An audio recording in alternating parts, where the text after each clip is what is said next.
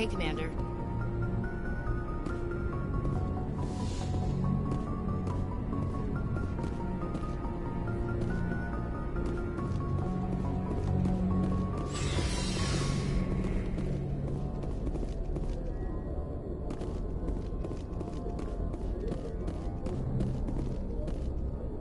I'm glad you're okay, Commander.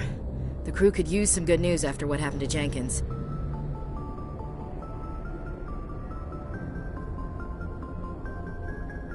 Jenkins was a valuable part of this crew.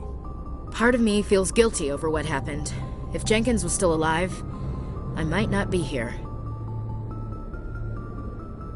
You're a good soldier, Williams. You belong on the Normandy. Thanks, Commander. I appreciate that. Things were pretty rough down there. Are you okay? I've seen friends die before. Comes with being a Marine. But to see my whole unit wiped out, and you never get used to seeing dead civilians. But things would have been a lot worse if you hadn't shown up.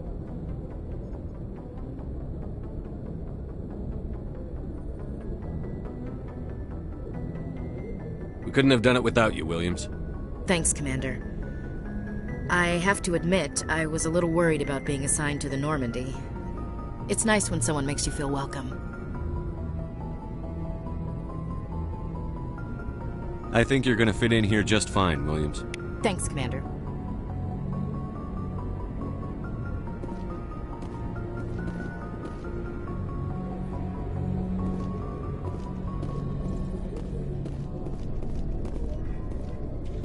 Yes, Commander? Is there something you need?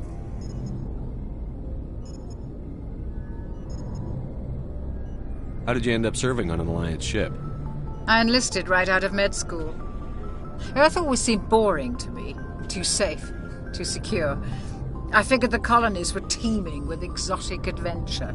I wanted to travel the stars, tending the wounds of tough soldiers with piercing eyes and sensitive souls.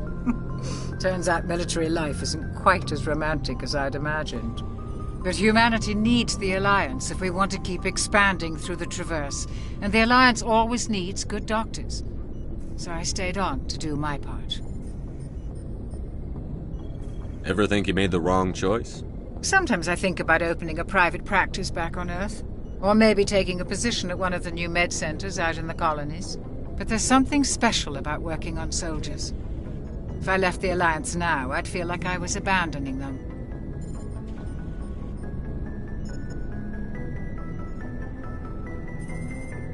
What do you know about Captain Anderson? I've served with him for a few tours now. He knows when to let things slide and when to crack the whip. The crew knows he's seen pretty much anything they'll ever run into. And he cares about the people under his command.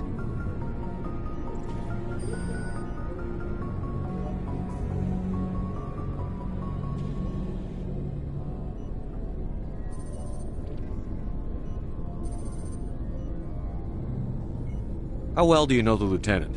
I'd never worked with him before this mission. But he has an impressive service record, over a dozen special commendations. Tends to keep to himself, though. Maybe because of the headaches. It's not easy being an L2.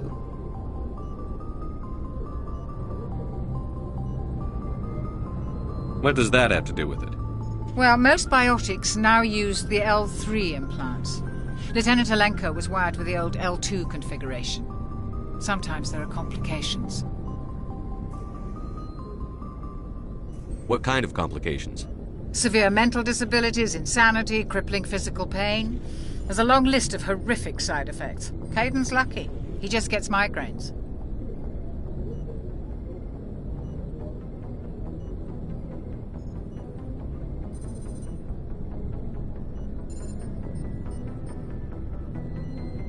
I should go.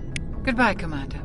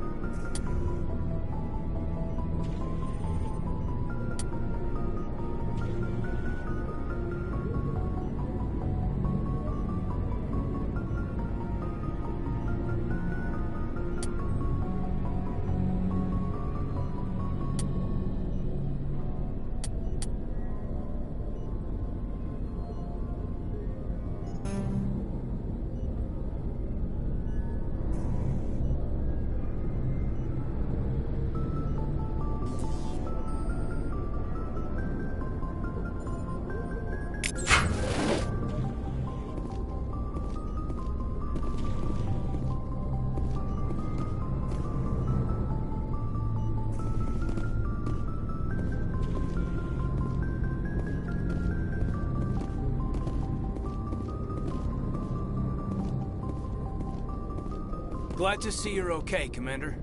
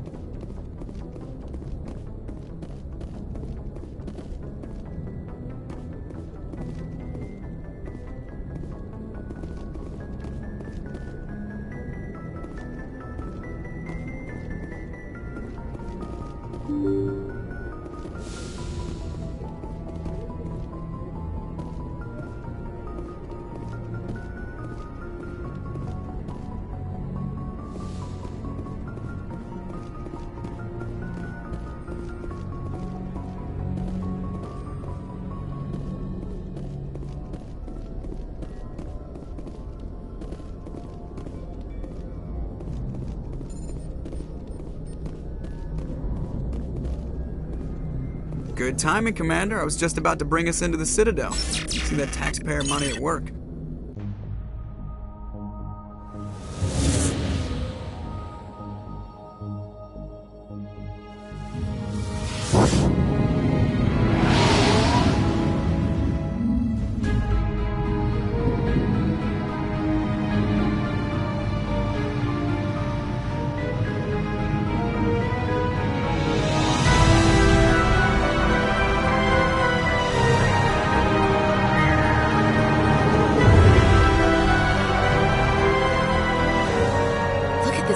Of that ship.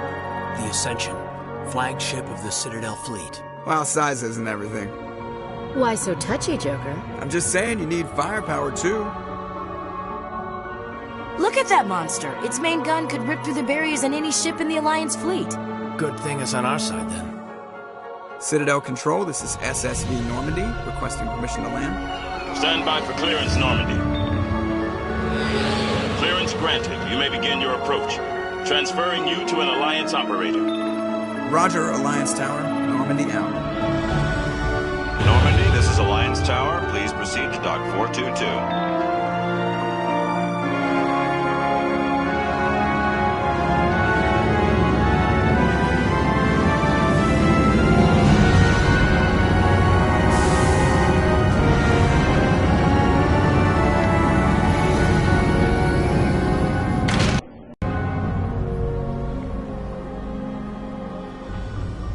This is an outrage! The Council would step in if the Geth attacked a Turian colony? The Turians don't found colonies on the borders of the Terminus. Humanity was well aware of the risks when you went into the Traverse. What about Saren? You can't just ignore a rogue Spectre. I demand action! You don't get to make demands of the Council, Ambassador. Citadel Security is investigating your charges against Saren. We will discuss the CSEC findings at the hearing, not before. Captain. Saren's a threat.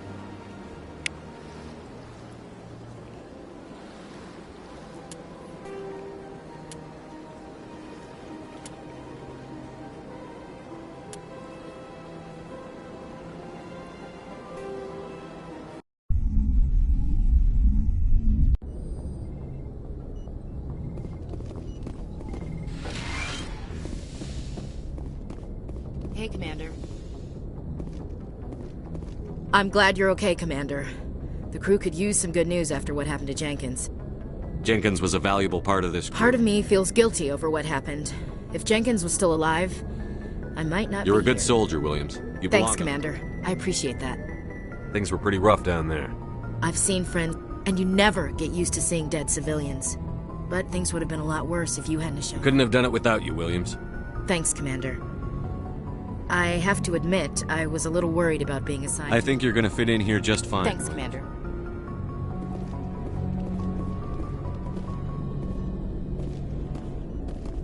Yes, Commander? Is there something you need? How did you end up serving on an Alliance ship? I enlisted right out of med... But humanity needs the Alliance if we want to keep expanding through the Traverse. Ever think you made But there's something special about working on soldiers. If I left the Alliance now... What do you know about... The crew knows he's seen pretty much anything they'll ever run into. And he cares How about well do you know the lieutenant? I'd never... Tends to keep to himself, though. Maybe because of the headaches. It's not easy being an L2. What does that have to do with it? Well, most biotics now use the L3 implants. Lieutenant Alenko was wired with the old L2 configuration. Sometimes there are complications. What kind of complications? Severe mental disabilities, insanity, crippling physical pain. There's a long list of horrific side effects. Caden's lucky. He just gets migraines. I should go. Goodbye, Commander.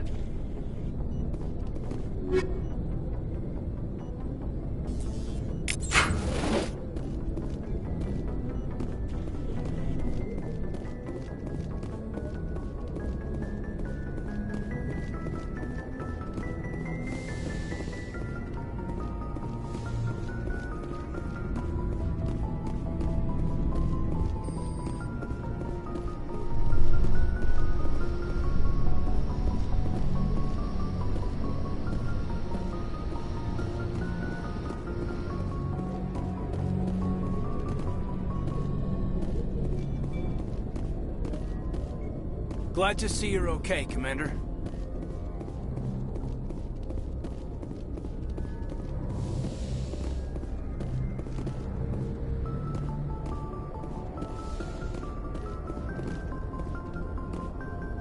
Go speak to Joker when you're ready. Tell him to bring the Normandy into dock. Go speak to Joker when you're ready. Tell him to bring the Normandy into dock.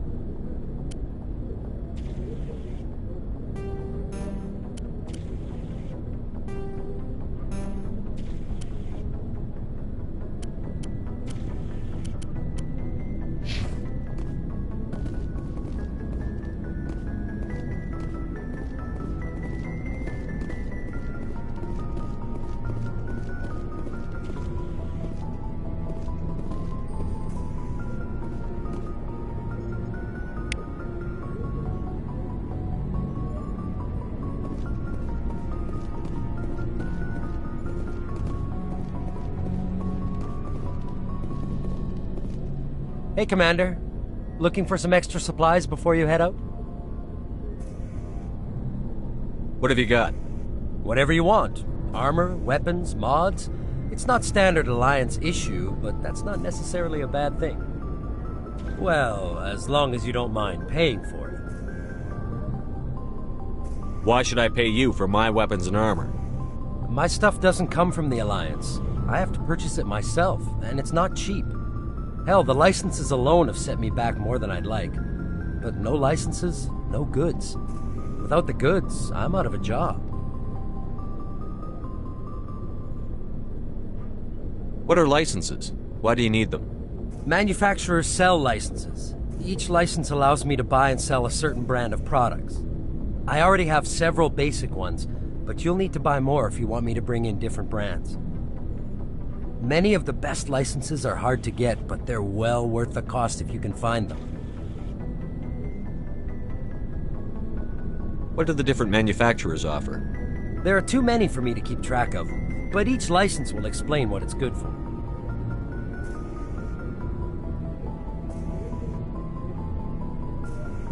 How often will you get new items? Well, that depends on how many licenses you've purchased, but I'll rotate items on a regular basis regardless. And anytime we land someplace with a big enough port, I'll buy, sell, and trade whatever I can. Check back often. I need to move items quickly, so only the most basic items will be stocked consistently.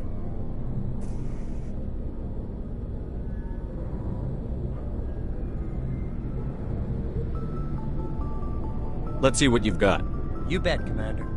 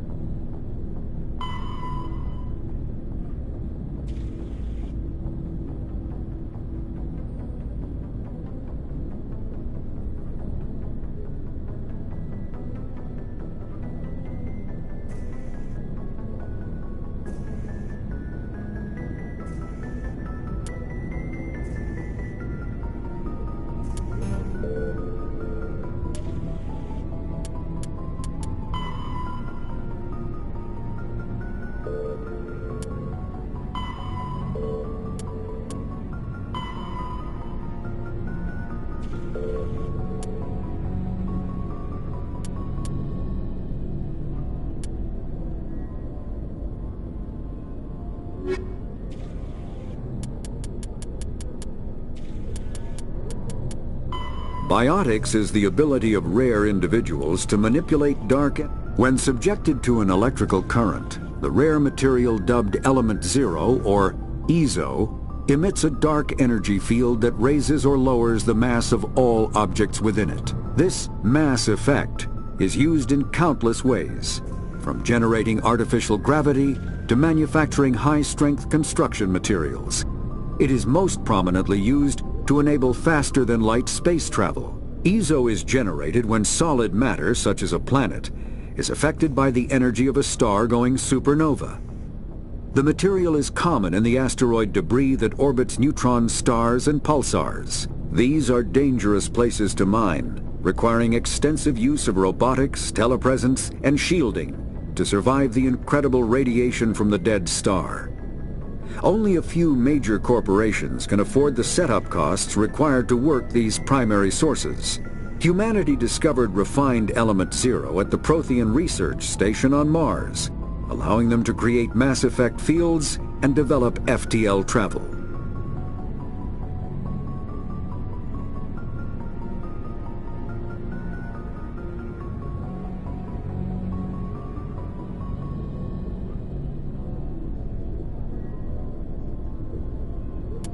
Element Zero can increase or decrease the mass of a volume of space-time when subjected to an electrical current. With a positive current, mass is increased. With a negative current, mass is decreased. The stronger the current, the greater the magnitude of the dark energy mass effect. In space, low-mass fields allow FTL travel and inexpensive surface-to-orbit transit. High-mass fields create artificial gravity and push space debris away from vessels. In manufacturing, low-mass fields permit the creation of evenly blended alloys, while high-mass compaction creates dense, sturdy construction materials. The military makes extensive use of mobility-enhancing technologies, with mass effect utilizing fighting vehicles standard frontline issue in most military forces. Mass effect fields are also essential in the creation of kinetic barriers or shields to protect against enemy fire.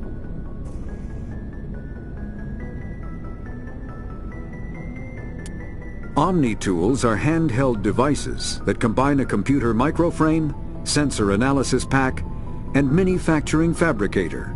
Versatile and reliable, an Omni-tool can be used to analyze and adjust the functionality of most standard equipment, including weapons and armor, from a distance.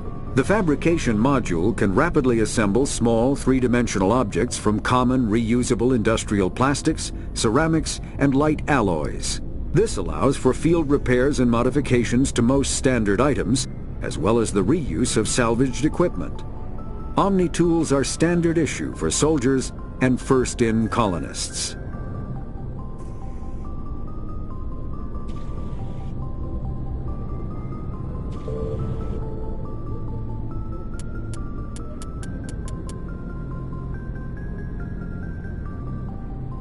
The Mako infantry fighting vehicle was designed for the System Alliance's frigates.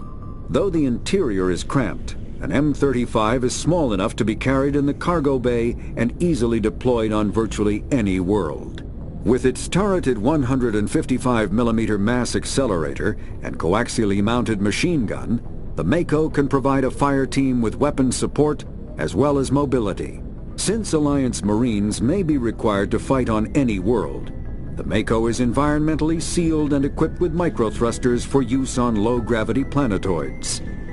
The Mako is powered by a sealed hydrogen-oxygen fuel cell and includes a small Element Zero core. While not large enough to nullify the vehicle's mass, the core can reduce it enough to be safely airdropped. When used in conjunction with thrusters, it also allows the Mako to extricate itself from difficult terrain.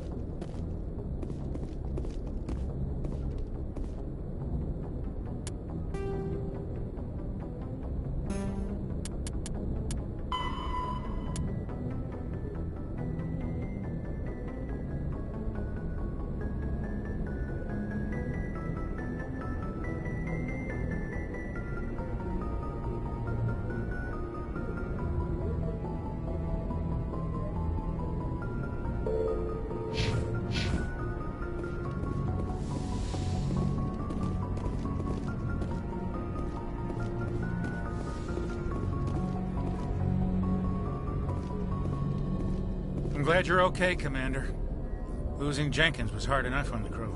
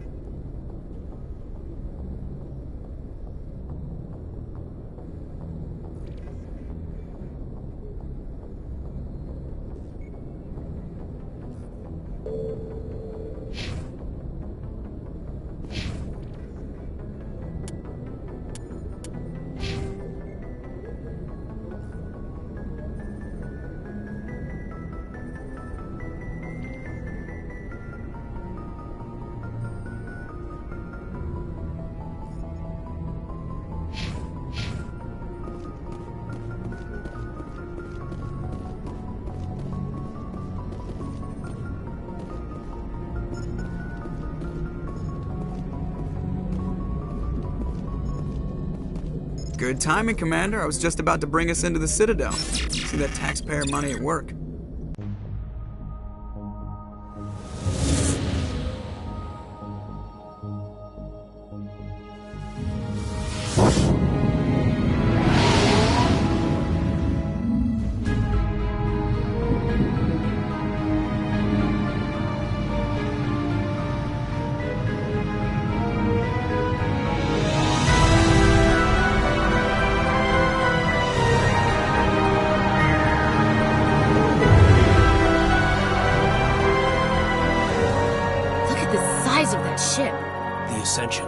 Flagship of the Citadel fleet. Well, size isn't everything. Why so touchy, Joker? I'm just saying you need firepower, too. Look at that monster! Its main gun could rip through the barriers in any ship in the Alliance fleet.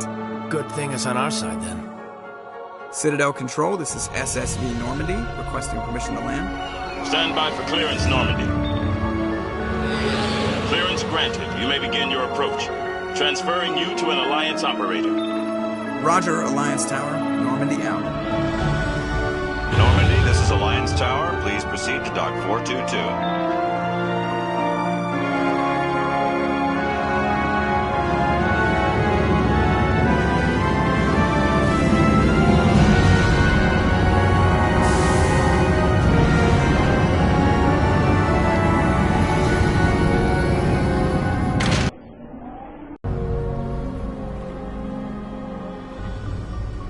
This is an outrage! The Council would step in if the Geth attacked a Turian colony? The Turians don't found colonies on the borders of the Terminus systems, Ambassador. Humanity was well aware of the risks when you went into the Traverse. What about Saren? You can't just ignore a rogue Spectre. I demand action! You don't get to make demands of the Council, Ambassador. Citadel Security is investigating your charges against Saren. We will discuss the CSEC findings at the hearing, not before. Captain Anderson, I see you brought half your crew with you. Just the ground team from Eden Prime, in case you had any questions. I have the mission reports. I assume they're accurate? They are. Sounds like you convinced the Council to give us an audience. They were not happy about it. Saren's their top agent. They don't like him being accused of treason.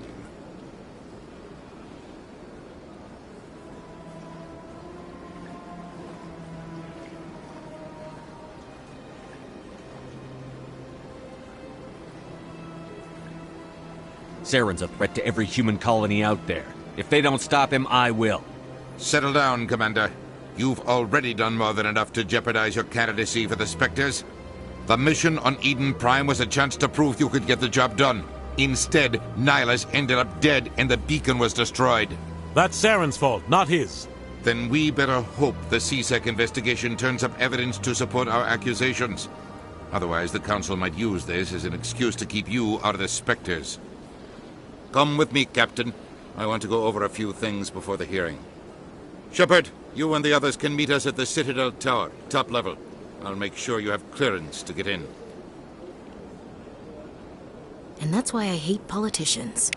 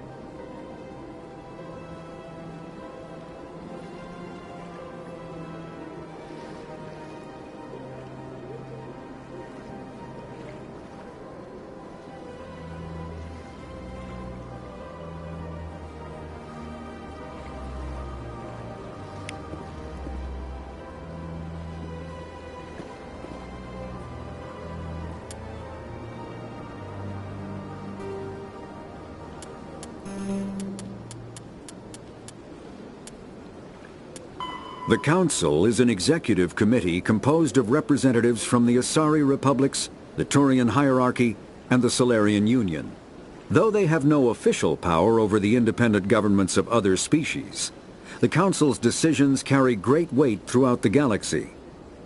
No single Council race is strong enough to defy the other two, and all have a vested interest in compromise and cooperation. Each of the Council species has general characteristics associated with the various aspects of governing the galaxy. The Asari are typically seen as diplomats and mediators. The Solarians gather intelligence and information. The Turians provide the bulk of the military and peacekeeping forces. Any species granted an embassy on the Citadel is considered an associate member, bound by the accords of the Citadel Conventions. Associate members may bring issues to the attention of the Council, though they have no input on the decision. The Human Systems Alliance became an associate member of the Citadel in 2165.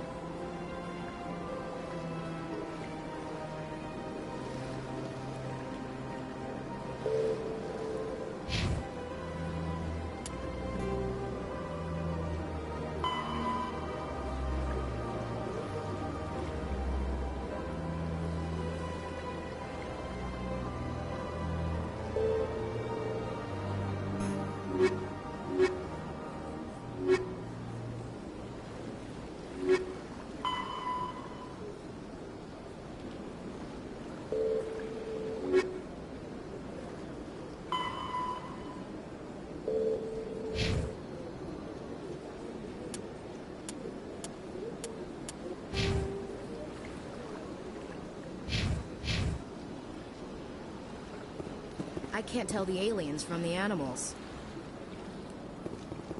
Big place.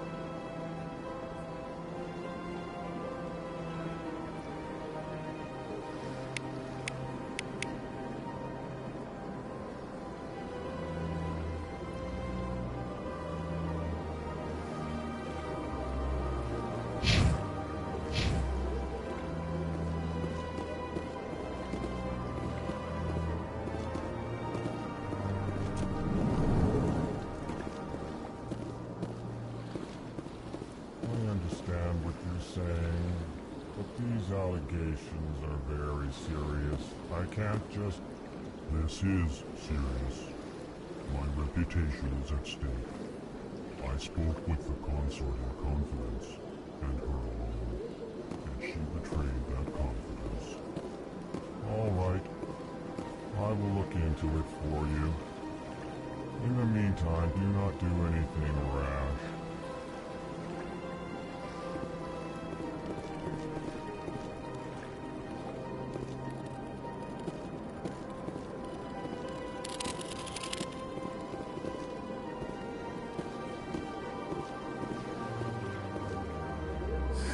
EarthClan, you are in the wrong place, I think.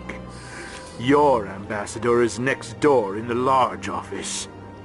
Chastising remark. Don't be so rude, Din. At least introduce yourself.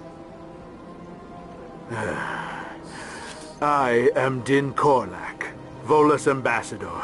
Is there something I can do for you, EarthClan?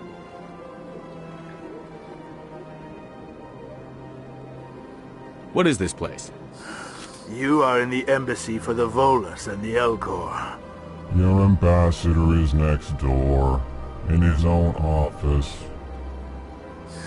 In this shared space, I aid my fellow Volus when I'm not being interrupted. I'd like to know more about the Volus. I'm sure our history and culture would bore you, EarthClan. Actually, I would like to know more about your history. My people came to the Citadel shortly after the Asari and Solarians had discovered it. We were instrumental in establishing a standardized galactic economy. However, despite our long association with the Citadel and our many contributions to galactic society, we still do not hold a seat on the Council. Tell me about Volus culture. We are tribal by nature, but our ways are not violent. We barter and trade our lands and tribe members in order to increase status. Larger tribes often engulf smaller ones and eventually split again. Our society is very malleable, and our government is always shifting and changing. Since we're not physically adept, we trade our services for protection.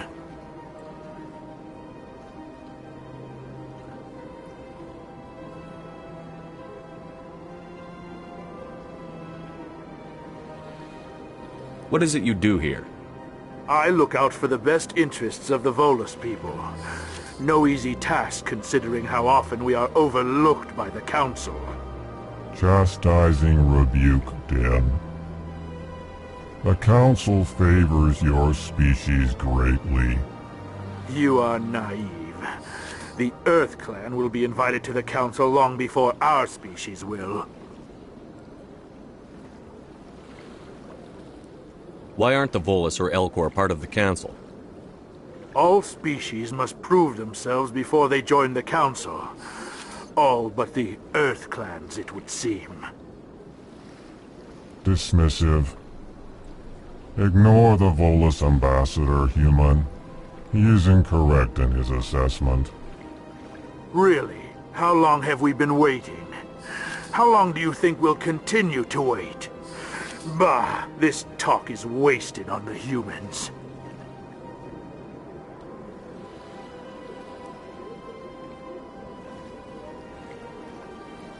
You seem to have a bit of a chip on your shoulder, Din. You humans are new to the Citadel, and yet the Council has granted you great favor.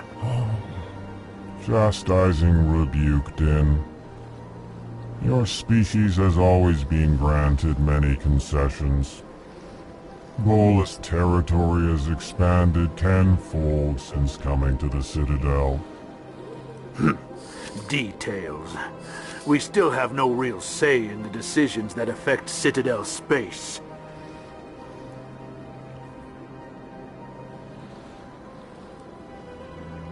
Goodbye, Ambassador.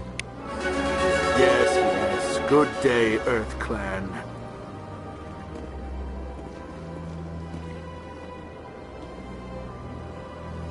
Pleased greeting.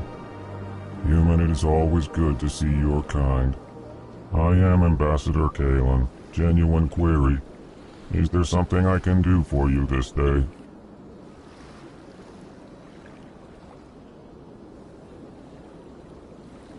Why do you explain what you're about to say?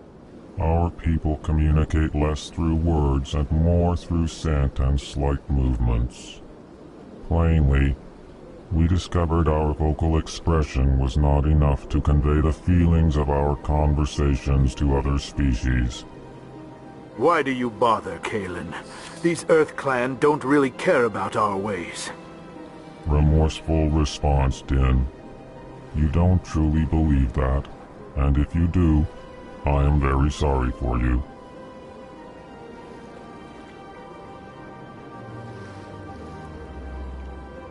Tell me more about your species. Genuine enthusiasm. I delight in telling the history of my people. It is agreeable to share our culture with others. Tell me about the history and origins of the Elcor. The Elcor were just beginning to explore Council space when the Asari first made contact with us. With their help, we discovered the relay closest to our system, and from there the Citadel.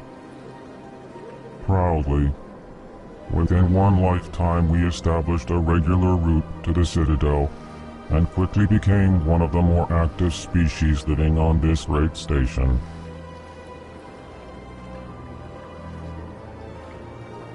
I'd like to know more about the culture of the Elcor. Frankly, we Elcor prefer the safety and familiarity of our own colonies to the confines of space travel. Our society is built on small, tight-knit groups, though we are always welcoming to outsiders. Our government tends to be very stable. Our people are not very comfortable with sudden changes.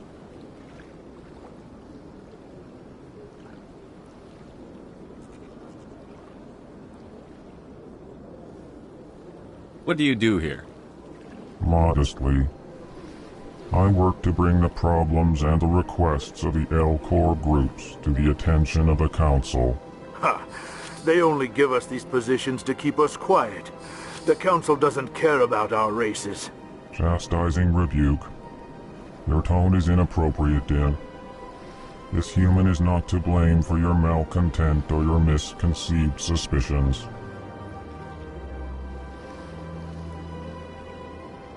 Goodbye, Ambassador. Sincere farewell. Good day to you, human. Enjoy your time on the Citadel.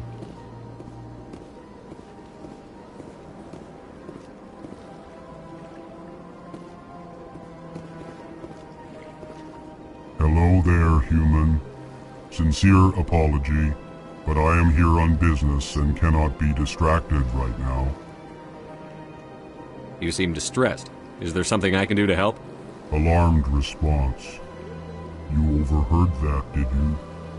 This is all going so wrong, and it is the Asari consort's fault. She's the one who started all this. Who's this Asari consort?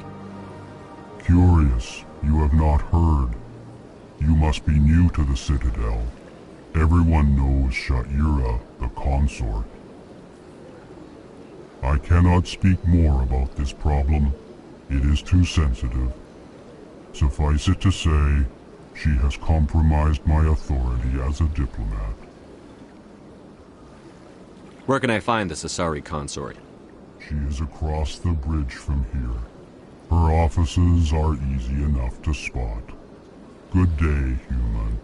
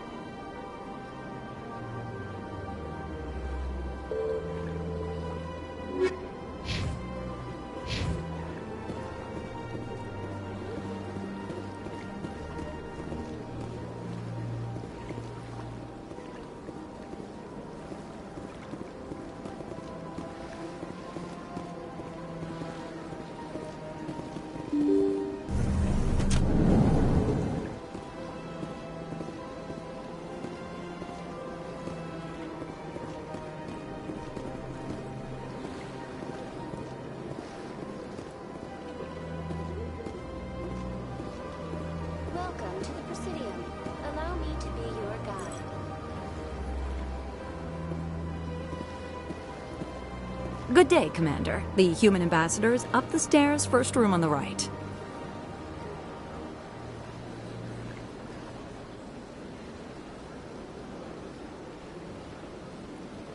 You know who I am? Yes, I receive reports on all newly arrived dignitaries and notable people. What is this place? This is the Presidium. More specifically, you are at the Citadel embassies.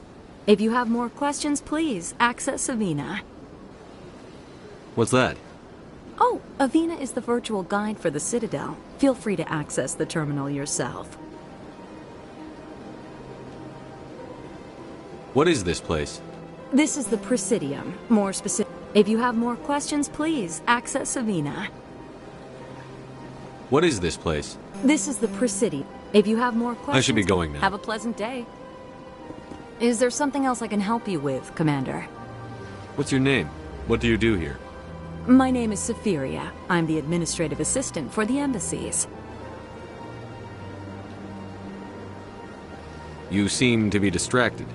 The embassies are the hub of all Citadel politics. When you represent trillions of citizens, it tends to get a little busy. I should be going now. Have a pleasant day. Welcome to the Presidium. Allow me to be your guide.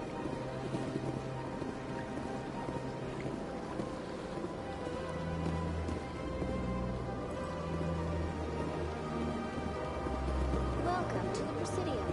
Allow me to be your guide.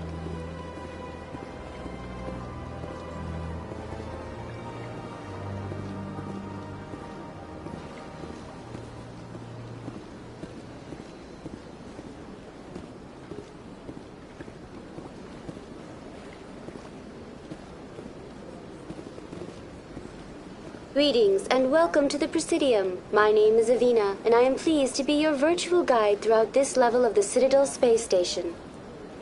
So are you a person or a program? I am a fully interactive virtual intelligence, programmed to provide spontaneous guidance at predetermined locations of interest throughout this level of the Citadel. I may also be contacted through any of the Presidium VI terminals, should you require assistance. Give me the tour. You are standing at Presidium Tourism Terminal 1. On either side of this lobby are the embassies of the various Citadel races, along with CSEC headquarters. On the far end of this level, you can see the Citadel Tower, where the Council meets regularly to discuss matters of interstellar importance. I want to know more about Citadel security. Citadel security serves as law enforcement for all regions of the Citadel, though the majority of officers serve in the wards. Executor Palin, a Turian, is the current head of CSEC, but individuals from virtually every species across Citadel space serve as officers beneath him. If you wish to learn more, Executor Palin's office is located in the CSEC headquarters just across the lobby. Tell me about the embassies. Each species in Citadel space important enough to be consulted on matters of galactic politics maintains an embassy on the Presidium. The Volus were the first non-council species to be granted an embassy, roughly 2,384 galactic standard years ago. As Citadel space has expanded, more embassies have been added. The most recently added embassy belongs to your own species, humanity. It was added 19 galactic standard years ago, despite some rather vocal opposition.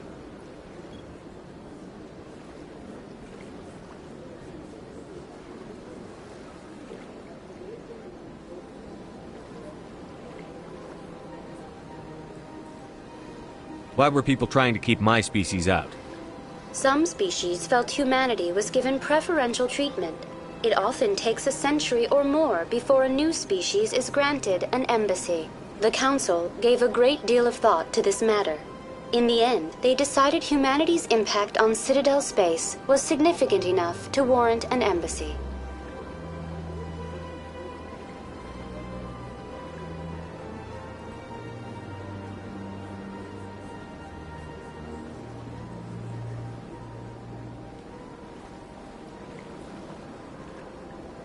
Do you agree with their decision?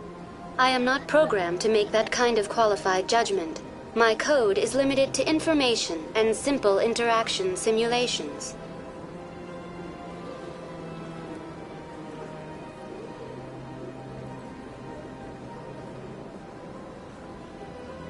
How come the Volus were the first species given an embassy? In the early years following the formation of the Council, the Volus were, apart from the Asari and Solarians, the most populous and widespread species in Citadel space. They established many new colonies and trading outposts, and they petitioned the Council for a greater role in determining interstellar policy. In recognition of their work to expand interstellar trade and establish a standardized galactic economy, the Volus were granted an embassy here on the Citadel.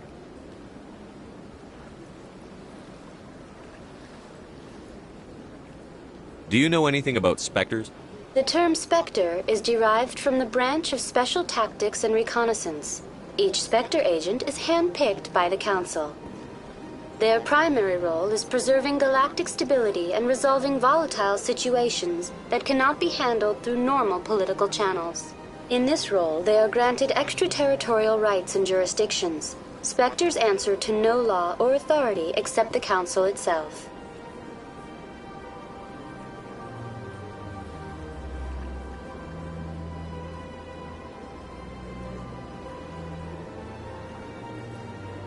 What can you tell me about the Citadel Council? Originally, the Council consisted of representatives from the Asari and Solarians, the two dominant species in Citadel space. Roughly 1,304 galactic standard years ago, Turians were invited to join the Council in recognition of the role they played during the Krogan Rebellion. Since then, the three Council races have worked together to ensure the peaceful coexistence of the galactic community, while preserving individual autonomy for each species.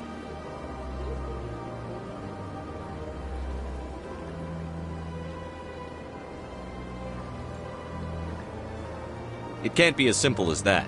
There must be problems somewhere in the system.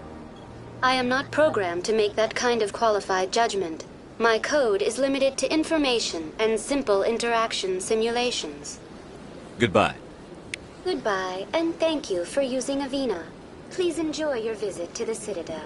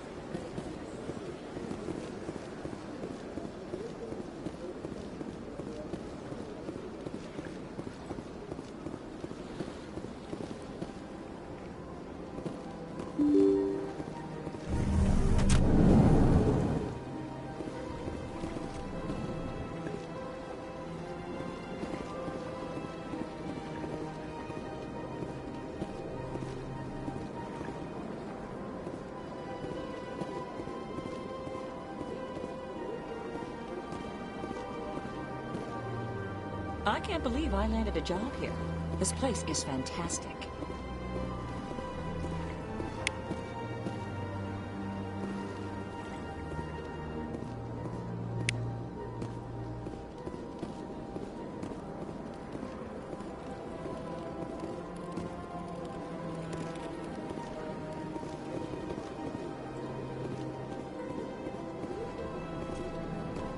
Human, delighted, welcome. It is good to meet you.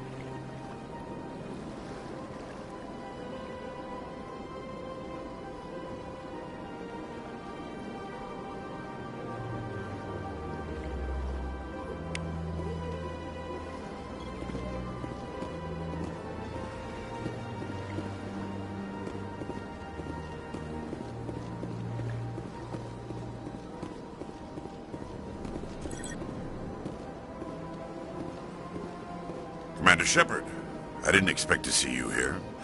Did Ambassador Udina send you?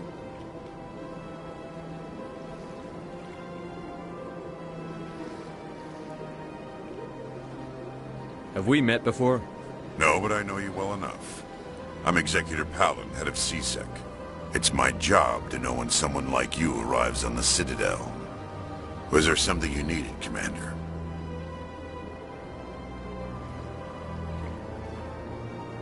I get the feeling you're not too fond of humans. No, I just don't trust your kind. Not yet. You humans are eager to take all the power you can get, and you're being given a lot. If the Council wants to make humanity their new favorite pet, that's their business. But I don't have to like it.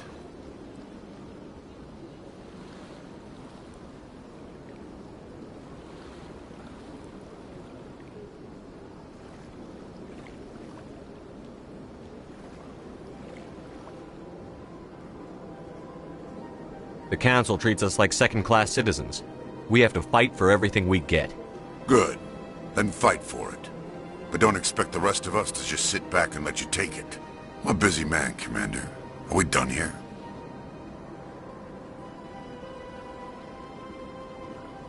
What do you know about the Spectres? They're the right hand of the Council, or so they like to be called. More like the underhanded side of the Council.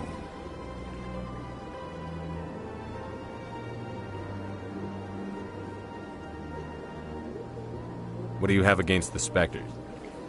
I can't abide any organization that considers itself above the law.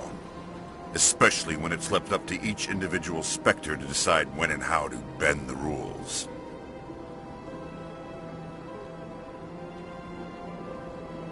Sometimes you have to bend the law to keep people safe. I've been with CSEC for 30 years. I've never had to break the law to do my job, not once. Yeah, right.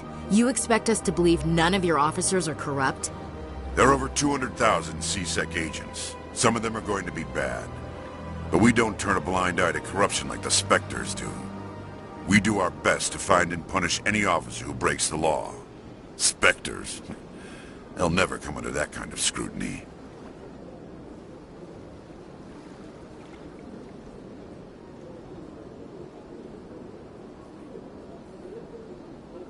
The galaxy needs people like that. People who do the dirty jobs. I agree. But they need to be held to a higher standard. They need to be accountable. Saren's out of control. We both know that. But because he's a Spectre, the Council doesn't want to do anything about it. Is that the kind of person this galaxy needs? But not all Spectres are like Saren. True. But the potential is always there.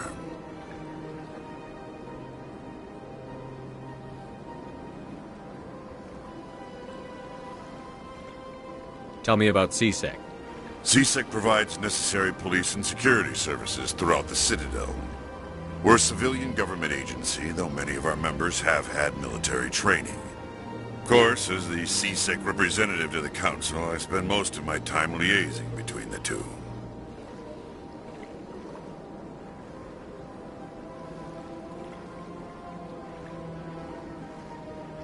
Tell me about your investigation into Saren.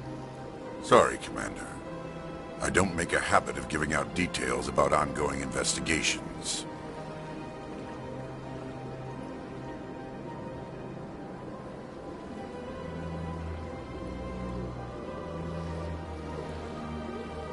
I'll be going now. Goodbye, Commander.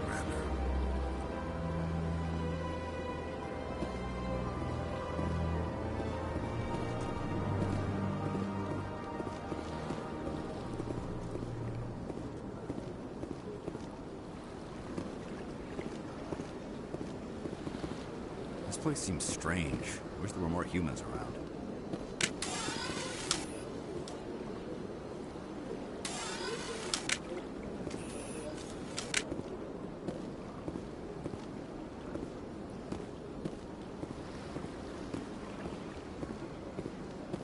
Don't believe the rumors. The consort would never reveal her secrets. Of course you... What do you want? Oh, Commander. Is there something I can do for you? Relax, Private. This isn't an inspection. Right, sorry. What can I do for you, Commander? What can you tell me about the Asari consort? Well, she's an Asari who works here as... That is, she helps people with things. You never went to see her, did you, Fredericks? No, I never did.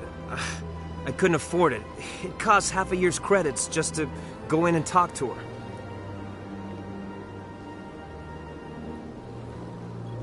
Can you at least tell me where I can find her? Sure. She's across the bridge from the embassies. Thanks, kid. Have fun. Try not to get into too much trouble. I will. Have fun, that is.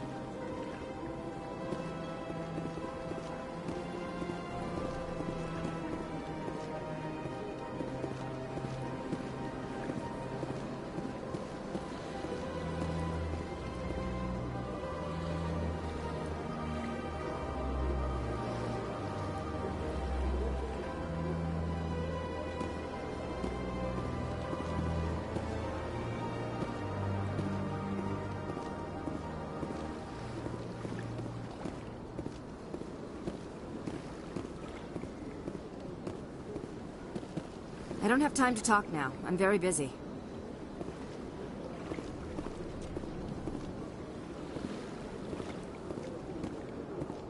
Hello, Commander. Can I get you something? What have you got? Information, mostly. Would you like to know about some points of interest nearby? What's going on around here? Well, you found the embassies. Not much going on here. Across the bridge, you'll find the bank, the Emporium, and Shaira's. If you haven't heard of her, you soon will. If you need supplies, you can try the markets one level below. For entertainment, I'd try Flux or Cora's Den.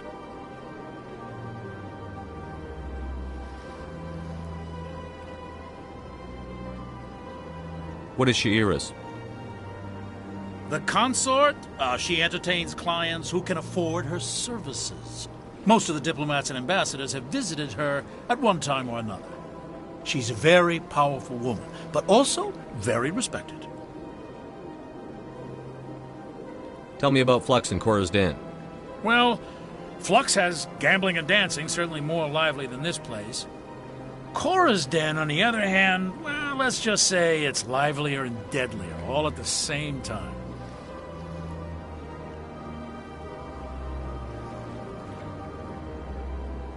Goodbye. So long, Commander. Have a pleasant day.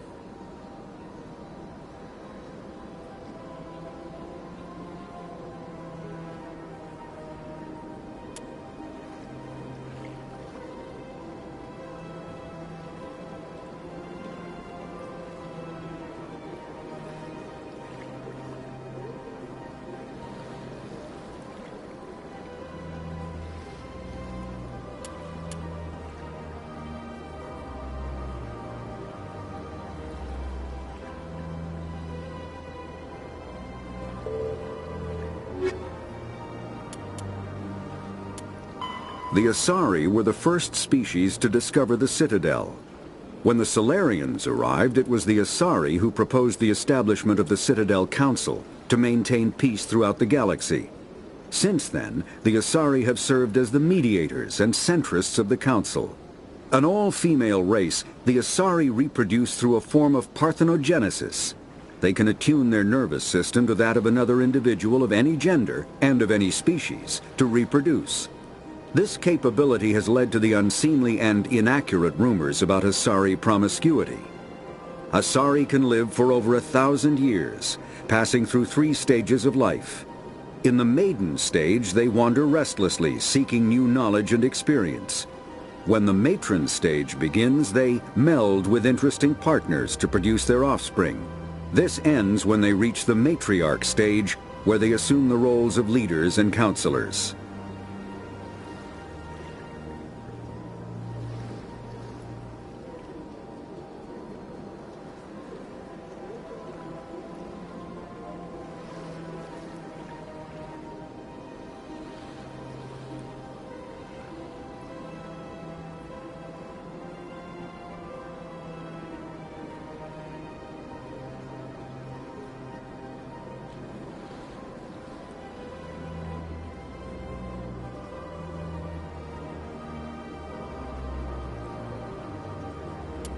Roughly 1,200 years ago, the Turians were invited to join the Citadel Council to fulfill the role of galactic peacekeepers. The Turians have the largest fleet in Citadel space, and they make up the single largest portion of the Council's military forces. As their territory and influence has spread, the Turians have come to rely on the Solarians for military intelligence and the Asari for diplomacy. Despite a somewhat colonial attitude towards the rest of the galaxy, the ruling hierarchy understands they would lose more than they would gain if the other 2 races were ever removed. Turians come from an autocratic society that values discipline and possesses a strong sense of personal and collective honor. There is lingering animosity between Turians and humans over the First Contact War of 2157, which is known as the Relay 314 incident to the Turians. Officially, however, the 2 species are allies, and they enjoy civil, if cool, diplomatic relations.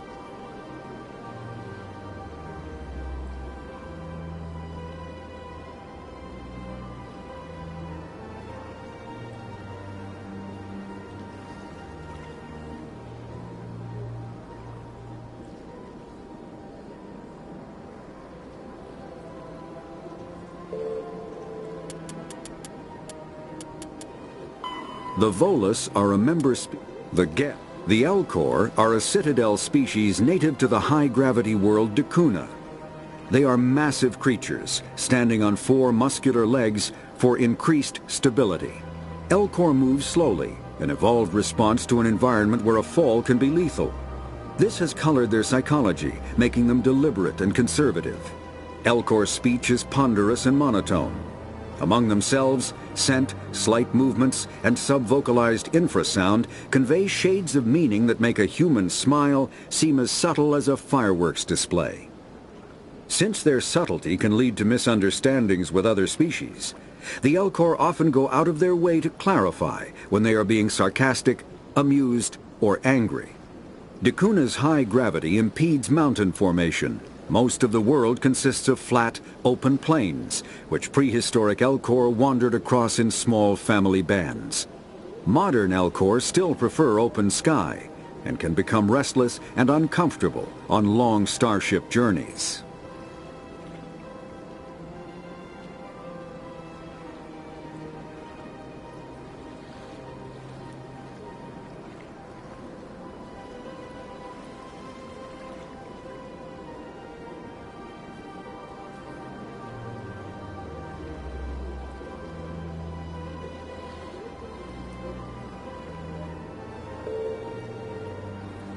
The Volus are a member species of the Geth are a humanoid race of...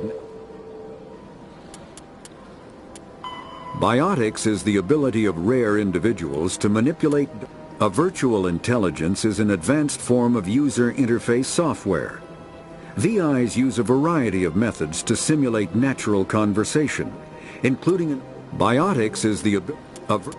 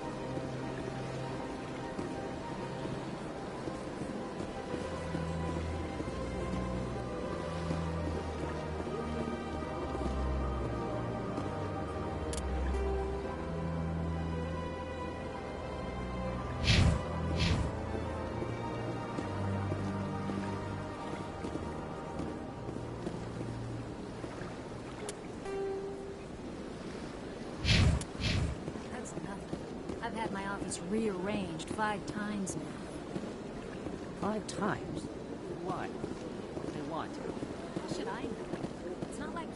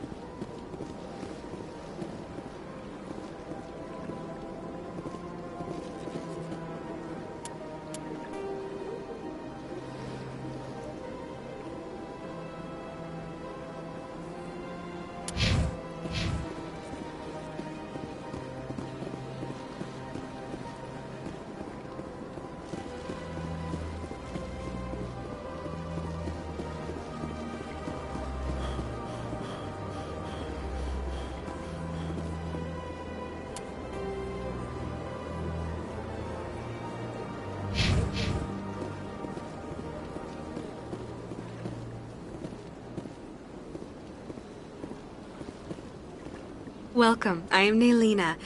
I don't recognize you as one of our expected clients today. Would you like me to see when the consort will be able to meet with you?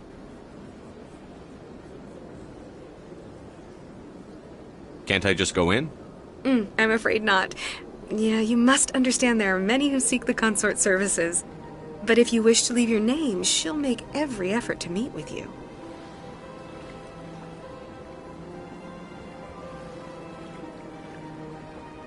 What is the consort? What does she do?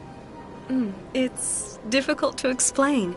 She's many things to many people, and something different for each. Some seek her for advice, some for entertainment, others still for pleasure. Most of the time, our clients won't realize what they were seeking until after she has provided it for them. You make her sound like some kind of oracle. No, not in the usual sense. She's merely a woman with remarkable compassion and a generous spirit. I suggest you make an appointment and see for yourself.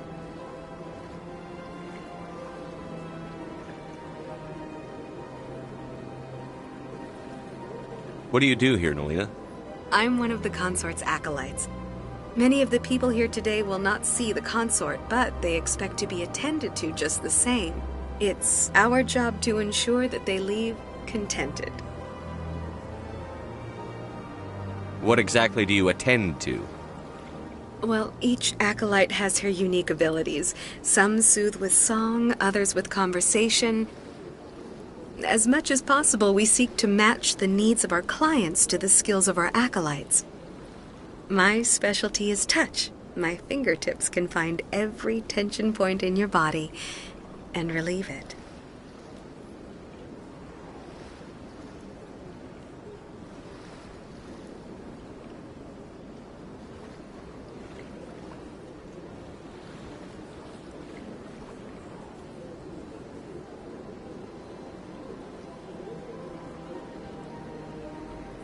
I'd like to try out your services. Excellent. I'll add you to our client list. We should be able to see you in 3 or 4 months.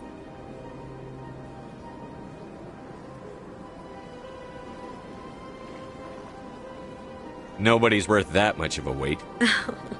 Well, that's not for me to judge. I have your name and you'll be contacted. Is there anything else? What do you do here, Naylina? I'm one of the consort's acolytes. Many of the people here, it's our job to ensure that they leave contented. I think I'm done here. Oh, well, I hope you'll return again in the future. We always enjoy seeing new clients. Naylina. Yes, Shaira? Send the commander up to see me. I wish to speak with him. Yes, of course, mistress.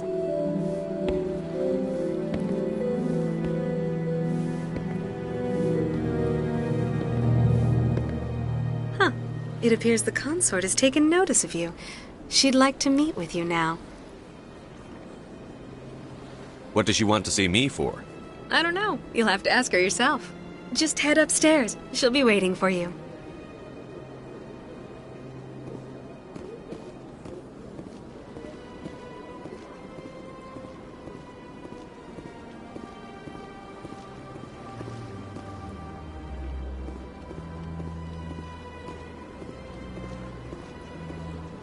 I see even the humans find the consort irresistible.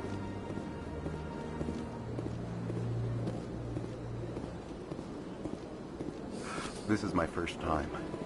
I can't believe I didn't come sooner.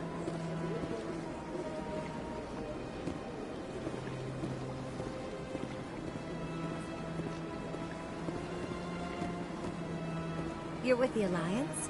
My brother's a private back on Earth.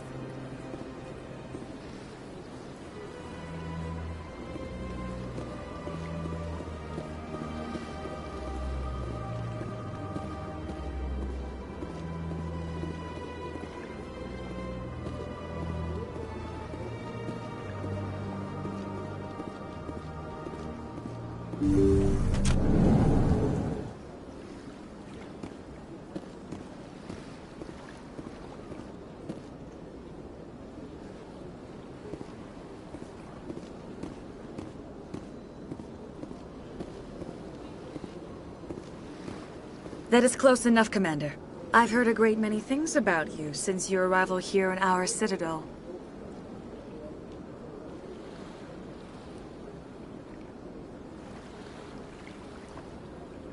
You wanted to speak with me? I have a certain problem that could use your expertise.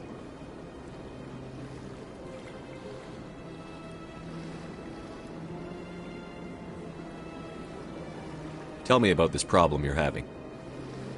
I have a friend, Septimus, a retired Turian general. I won't discuss the details, but he wanted me to be more than I could be. We had a falling out. Now he spends his days in Korra's den, drinking and spreading lies about me. If you would speak to him as a fellow soldier, I believe he will listen to you and let the matter be.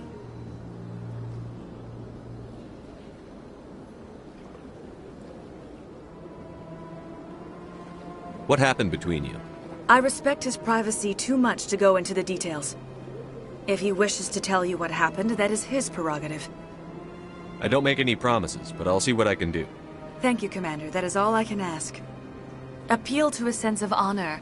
Remind him of his position as a general. If you can convince him to stop spreading lies about me, I would be very grateful.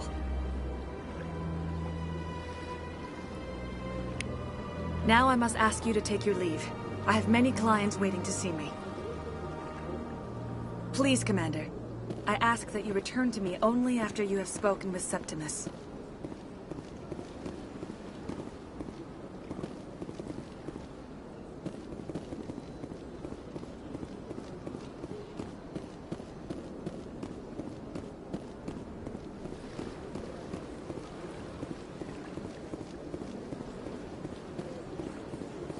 I have to admit I'm a little nervous.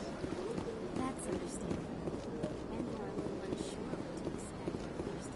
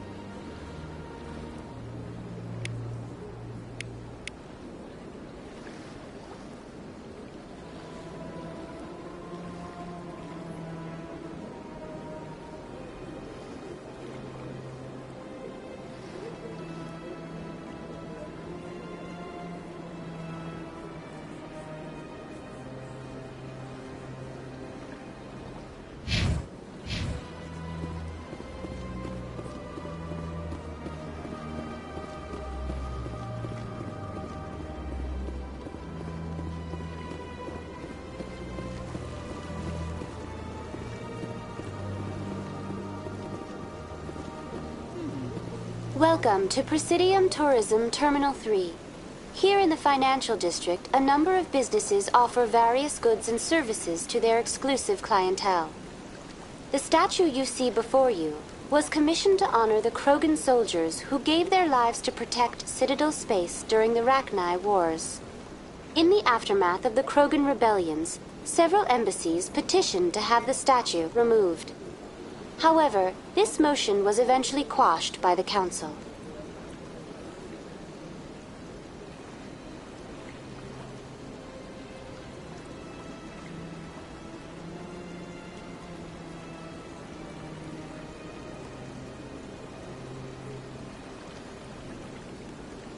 Tell me more about the Krogan rebellions. In recognition of their efforts during the Rachni Wars, the Krogan were granted several new colony worlds by the Council. Over the next 400 years, the Krogan species began to expand. Blessed with an extremely high birth rate, their numbers began to swell. Faced with a critical overpopulation crisis, the Krogan started a violent colonization of nearby worlds inhabited by other Council species. The Krogan rebellions had begun. For a full century, the Council and its member species fought to bring the Krogan under control. With the aid of the newly discovered Turian Empire, they were ultimately successful.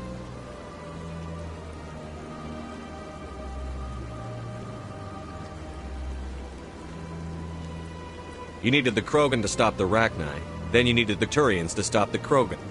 So who's gonna stop the Turians? I am sorry, but that question is beyond my programming parameters. The Turians are members of the Citadel Council. They are not a threat to galactic peace.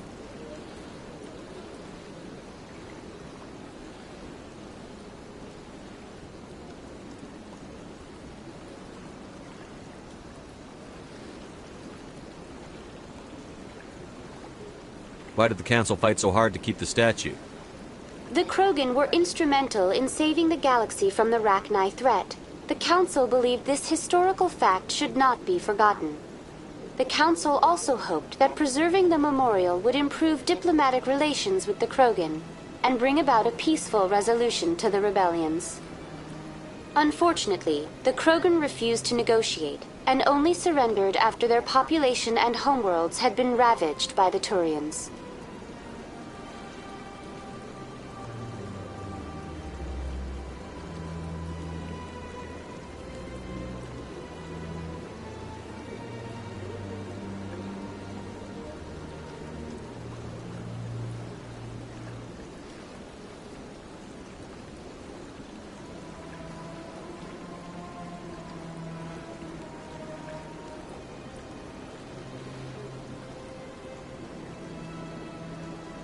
Sounds like they got what they deserved.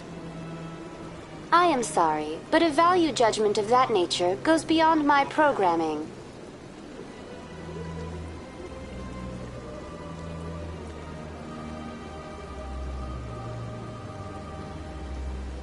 What were the Rachni Wars? Nearly 2,200 years ago, explorers seeking to expand Citadel space opened up mass relays leading to systems controlled by the Rachni. A highly intelligent and aggressive insect race, the Rachni unleashed a war of conquest against the rest of the galaxy that lasted for nearly 3 centuries. The emergence of the Krogan finally turned the tide in favor of the Citadel species. Krogan forces provided the numbers necessary to halt the Rachni advance and drive them back. The Krogan then pursued their retreating fleets. Able to survive the harsh environments of the Rachni homeworlds, the Krogan hunted their enemy to extinction.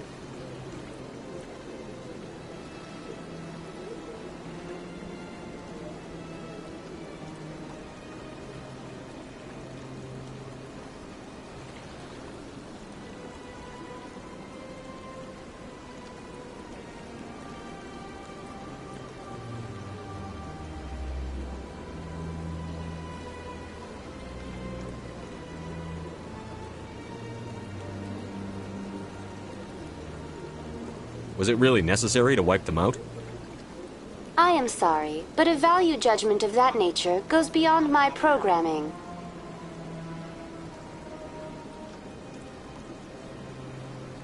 That's all for now. Thank you for using Avina. Have a pleasant day.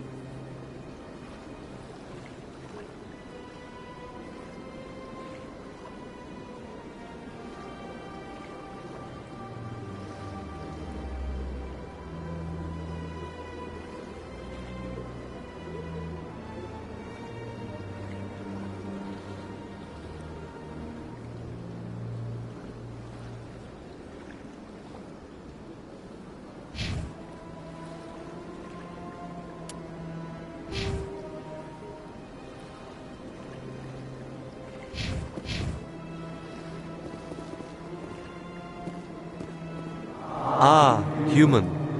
This one is greatly pleased to see you here in my decadent emporium.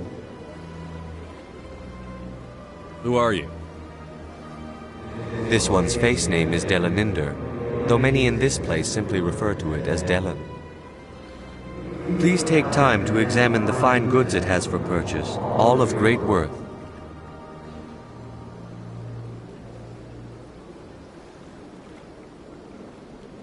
What exactly do you sell? Only the finest and most luxurious items that credits can buy. This one is able to procure almost any item the human would desire, for a price, naturally.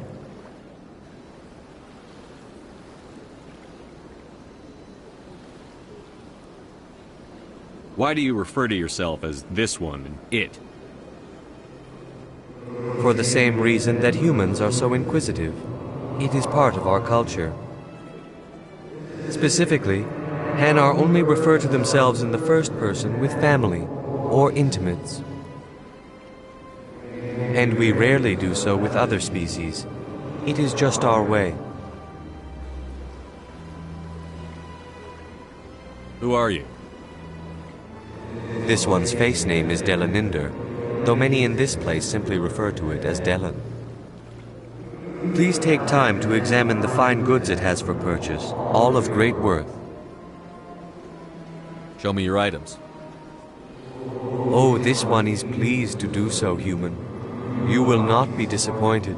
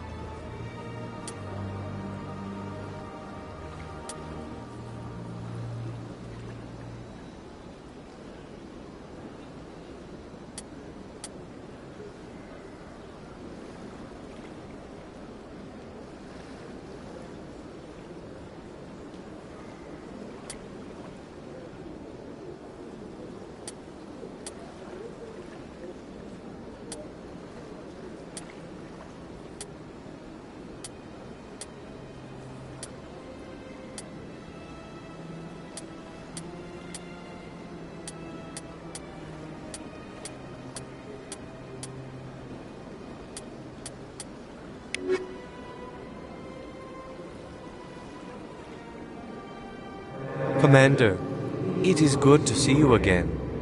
Would you care to see some of its fantastic items today? Show me your items. Oh, this one is pleased to do so, human. You will not be disappointed.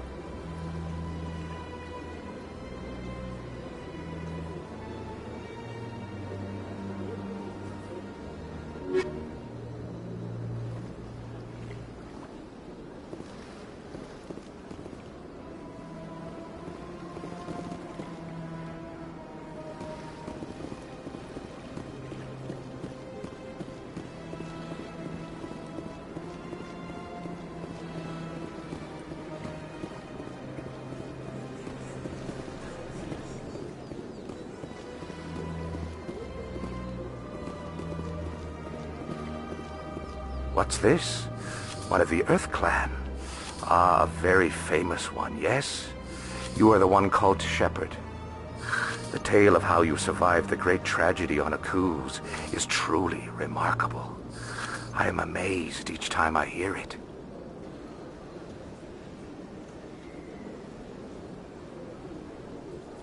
You've got me at a disadvantage here.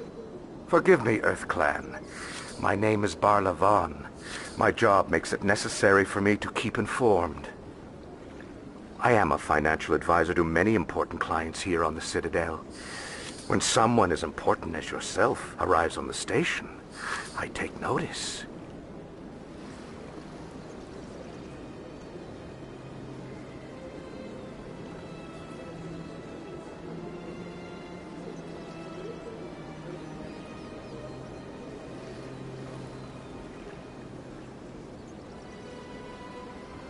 Tell me more about your job. Galactic finance is incredibly complex. A mix of laws and regulations from dozens of interstellar economies. I'm an expert in how all these economies interact. For a fee, I share my expertise. I also offer premium services for those clients who need someone to conduct business without drawing unwanted attention. Discreet and efficient. That's my motto.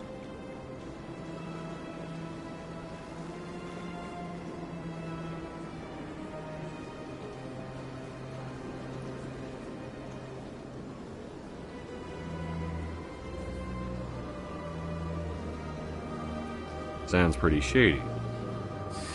Everything I do falls completely within the bounds of interstellar commerce law. Even so, many of my clients would prefer their transactions remain undisclosed. For example, suppose a Hanar ambassador was petitioning the Council to reduce tariffs on Hanar goods. How would it look if he had money invested in a Hanar exporting company? Even if his true motives were to help his people, he would be accused of advancing the petition for his own personal gain. I can keep his personal finances private.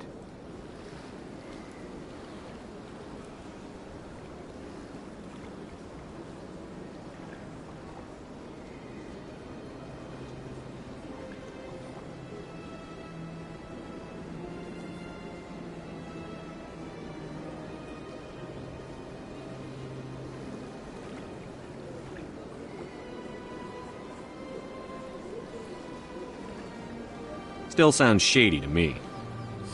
Then we can only hope you will never be cursed with a large enough fortune to require my services.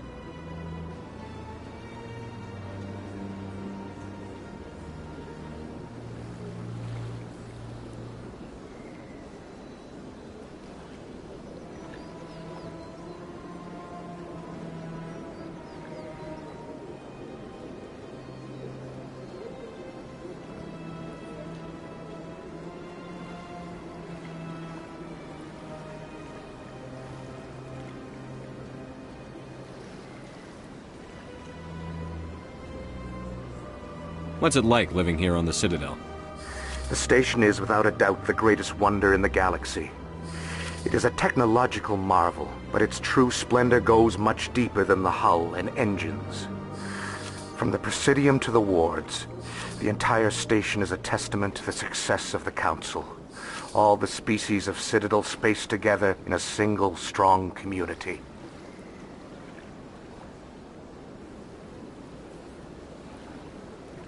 What makes the Presidium so special? It is the political center of Citadel space.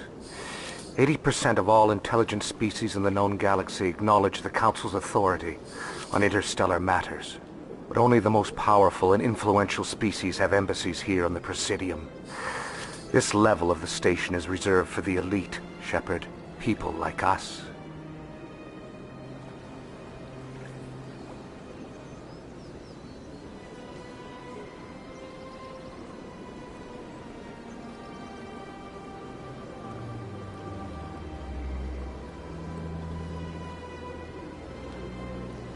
What are the wards like? The cultural heart of the galaxy. They pulse with the lifeblood of millions of citizens from dozens of different species. You never know what you'll find out in the wards, Commander. It's always full of surprises. Fortunately, most of them are pleasant.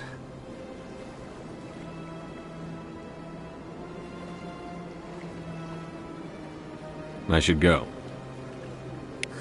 Goodbye, Commander.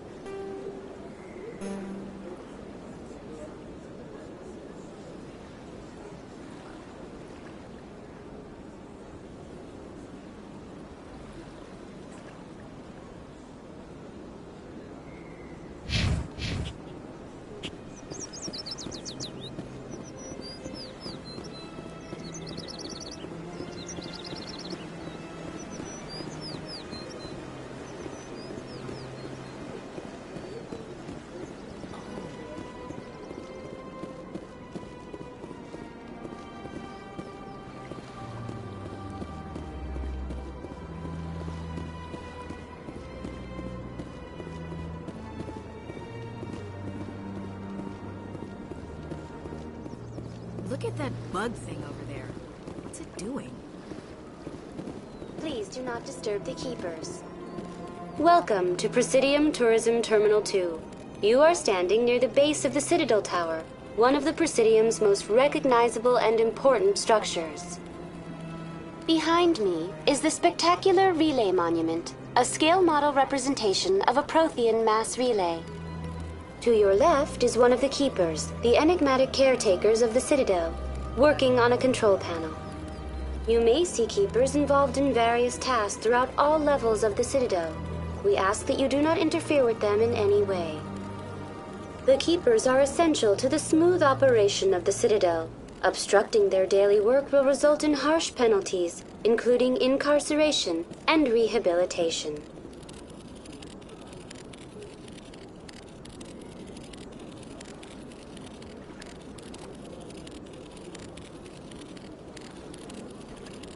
Tell me about the Relay Monument. Discovered by the Asari who first arrived at the Citadel, the Relay Monument is one of the station's most interesting and controversial features. What is the meaning behind this striking piece of art? Is it a tribute to Prothean vanity? A reminder of their conquest of the galaxy through mass relay technology? Or perhaps it is a symbol of unity, a Prothean acknowledgement that the relays would eventually lead other species here to the Citadel. No one can say for sure, making the Relay Monument a favorite topic of discussion among academics and scholars.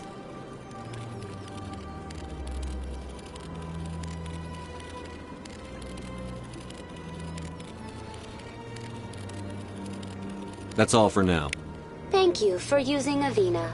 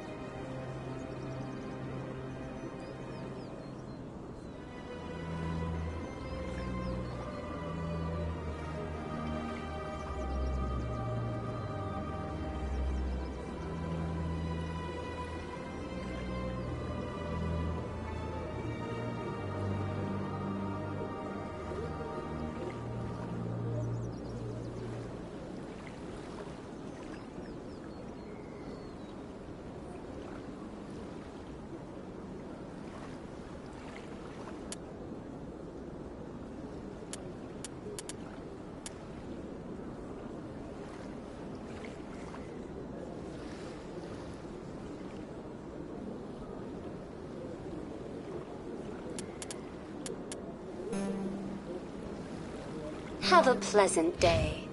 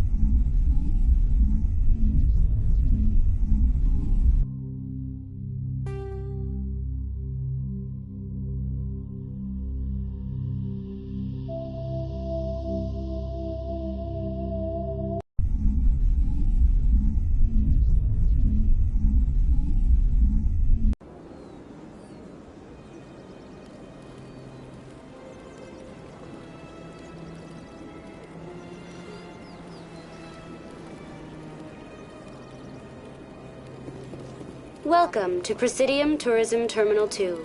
You are standing near the base of the Citadel Tower, one of the Presidium's most recognizable and... For your convenience, this terminal is programmed with information on the tower, the relay monument, and the keepers. Tell me about the Citadel Tower. Housing both the council chambers and Citadel Control, the tower is one of the most important buildings on the station.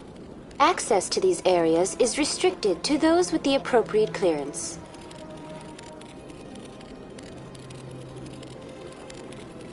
What happens in Citadel Control? Citadel Control handles all incoming and outbound transit. Every ship within 2,000 kilometers of the Citadel is under the jurisdiction of Citadel Control. At peak capacity, they are responsible for monitoring upwards of 1,000 vessels.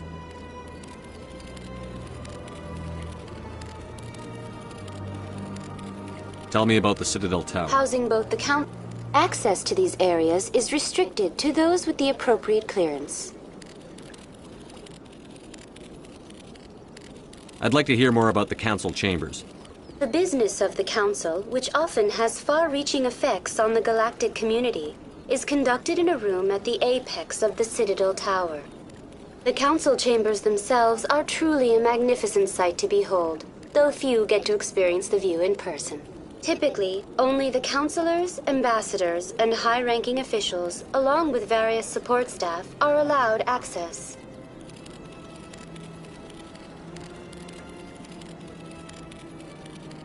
I'm scheduled to have an audience with the council. Only a handful of visitors to the Citadel are ever granted that privilege. I would be jealous, but that is outside the scope of my programming. What if someone has business with the council? The average citizen must go through the proper channels if they wish an audience with the Council. This is usually arranged through their respective ambassadors. Even then, few are given access to the actual Council chambers. In most cases, the ambassador acts on behalf of the citizen. That's all for now. Thank you for using Avina. Have a pleasant day.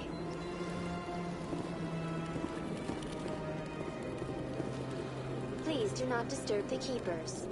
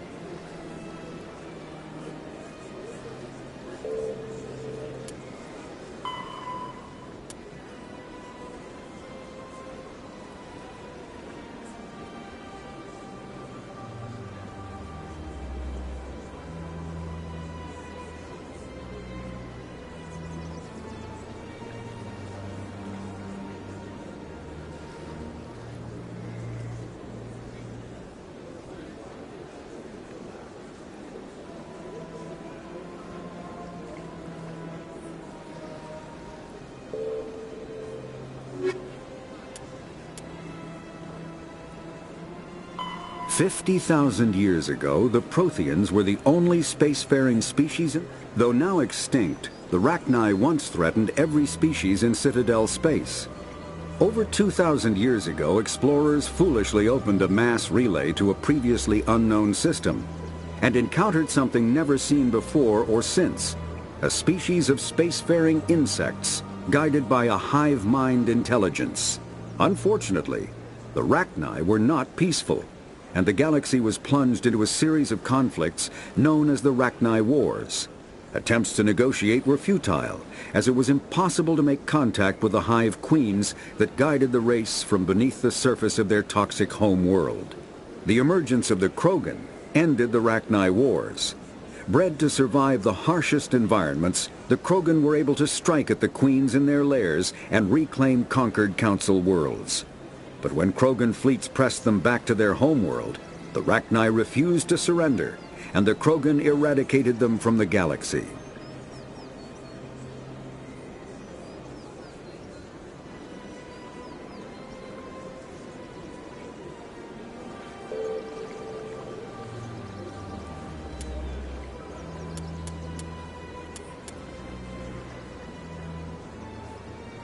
The Volus are a member.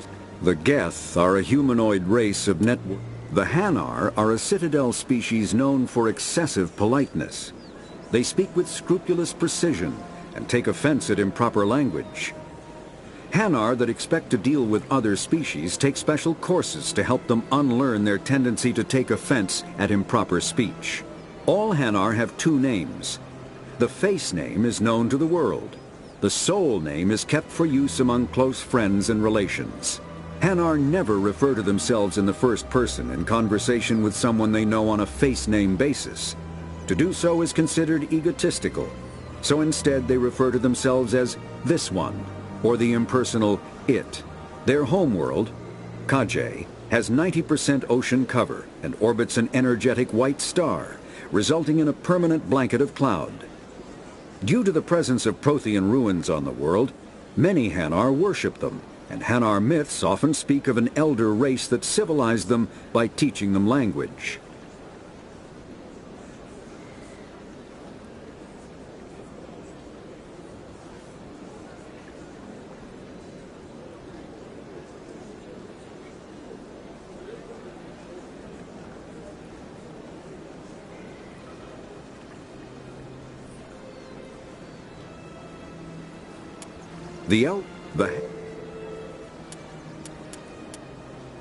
Biotics is the when element mass relays are feats of Prothean engineering advanced far beyond the technology of any living species. They are enormous structures scattered throughout the stars and can create corridors of virtually mass-free space, allowing instantaneous transit between locations separated by years or even centuries of travel.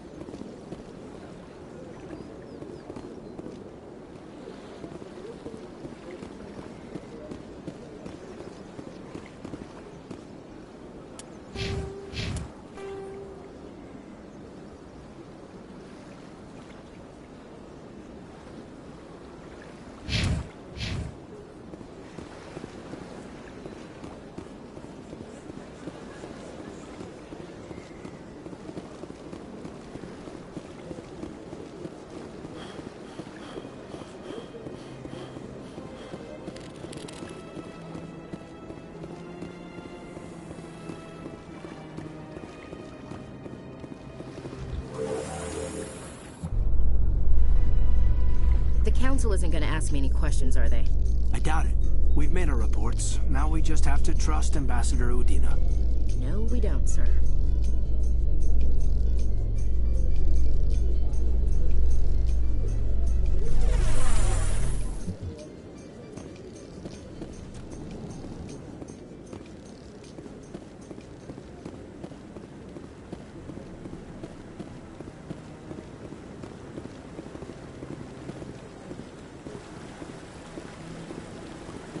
Saren's hiding something. Give me more time. Stall them. Stall the council? Don't be ridiculous. Your investigation is over, Garrus.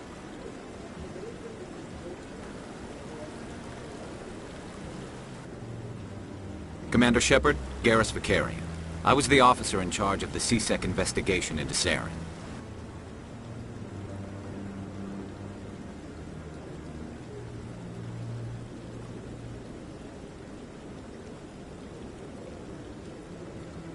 Come across anything I should know about? Saren's a Spectre. Most of his activities are classified. I couldn't find anything solid. But I know he's up to something. Like you humans say, I feel it in my gut. I think the Council's ready for us, Commander. Good luck, Shepard. Maybe they'll listen to you.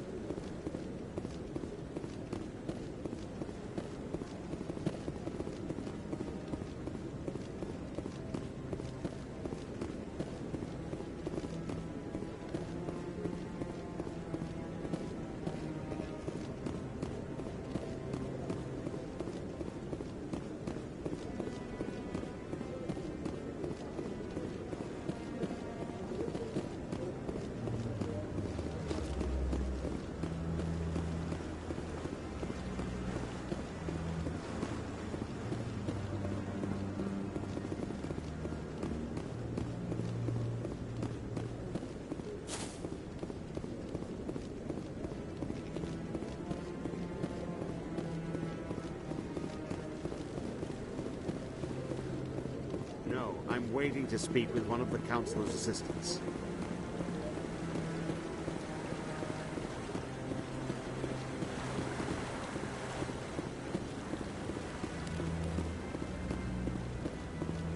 No, I just want to ask a couple of questions.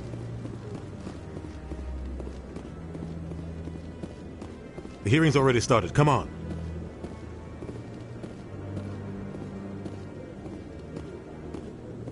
The Geth attack is a matter of some concern, but there is nothing to indicate Saren was involved in any way. The investigation by Citadel Security turned up no evidence to support your charge of treason. An eyewitness saw him kill Nihilus in cold blood. We've read the Eden Prime reports, Ambassador. The testimony of one traumatized dock worker is hardly compelling proof. I resent these accusations. Nihilus was a fellow Spectre and a friend. That just let you catch him off guard. Captain Anderson, you always seem to be involved when humanity makes false charges against me. And this must be your protege, Commander Shepard, the one who let the beacon get destroyed.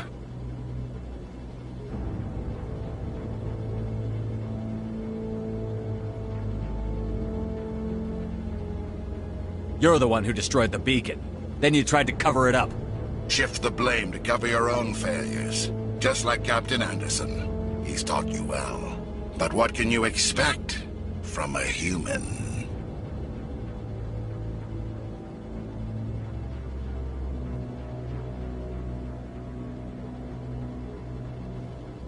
Saren despises humanity. That's why he attacked Eden Prime. Your species needs to learn its place, Shepard. You're not ready to join the Council. You're not even ready to join the Spectres. He has no right to say that. That's not his decision. Shepard's admission into the Spectres is not the purpose of this meeting. This meeting has no purpose. The humans are wasting your time, Counselor, and mine.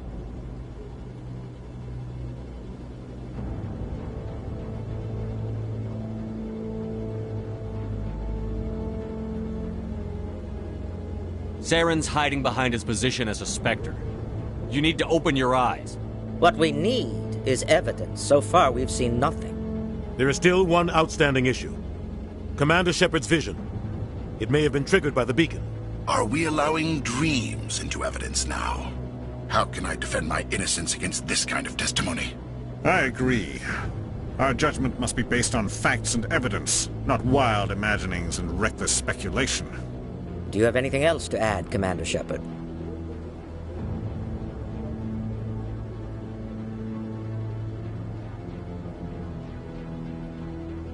You've made your decision. I won't waste my breath.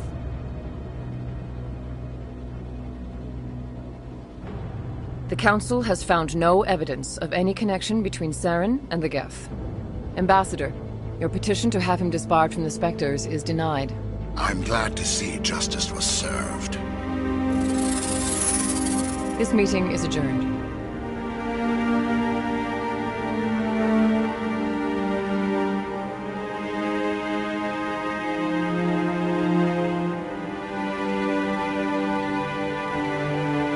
It was a mistake bringing you into that hearing, Captain. You and Saren have too much history. It made the Council question our motives.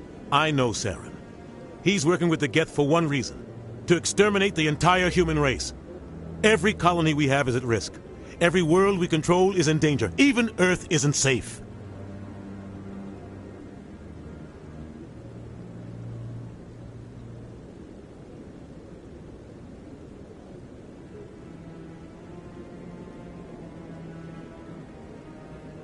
Tell me about this history between you and Saren. I worked with him on a mission a long time ago. Things went bad. Real bad. We shouldn't talk about this here. But I know what he's like. And he has to be stopped.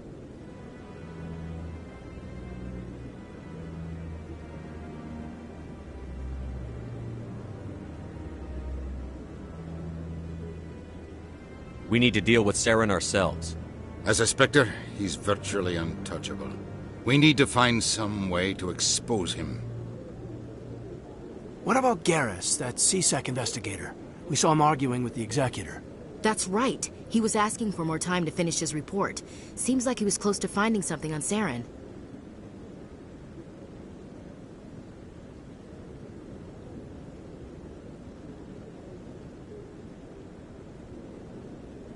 Any idea where we could find him? I have a contact in CSEC who can help us track Garrus down. His name is Harkin. Forget it. They suspended Harkin last month, drinking on the job. I won't waste my time with that loser. You won't have to. I don't want the Council using your past history with Saren as an excuse to ignore anything we turn up.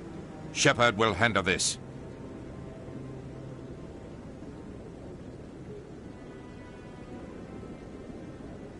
You can't just cut Captain Anderson out of this investigation. The Ambassador's right. I need to step aside. I need to take care of some business. Captain, meet me in my office later.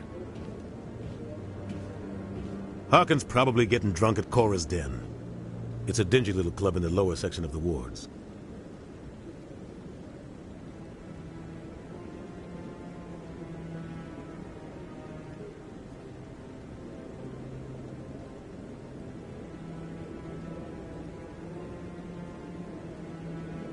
Maybe there's another way to find evidence against Saren.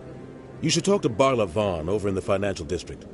Rumor has it he's an agent for the Shadow Broker. The Shadow Broker? An information dealer. Buys and sells secrets to the highest bidder. I've heard Barla Vaughn's one of the top representatives. He might know something about Saren, but his information won't come cheap.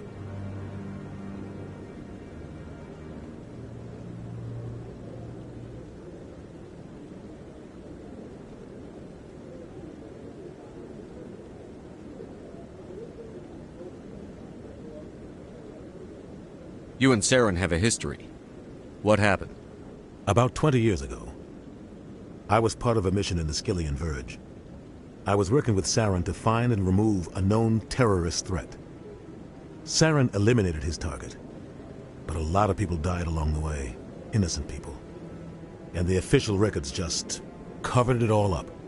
But I saw how he operates. No conscience, no hesitation. He'd kill 1,000 innocent civilians to end a war without a second thought.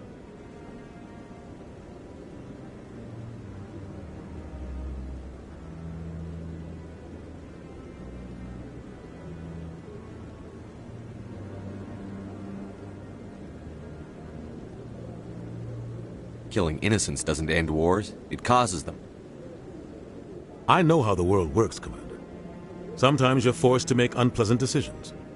But only if there's no other way. Saren doesn't even look for another option. He's twisted, broken. He likes the violence, the killing. And he knows how to cover his tracks.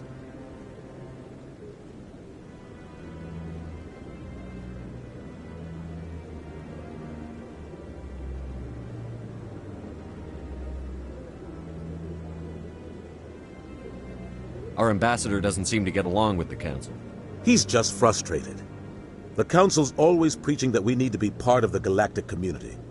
But for them, it's a one-way street. They want us to expand and settle unstable regions like the Skillian Verge and the Attican Traverse. But when we run into trouble, they don't want to help us out. Everyone knows it's only a matter of time until we get a seat on the Council. The ambassador just thinks it should happen sooner rather than later. And I agree.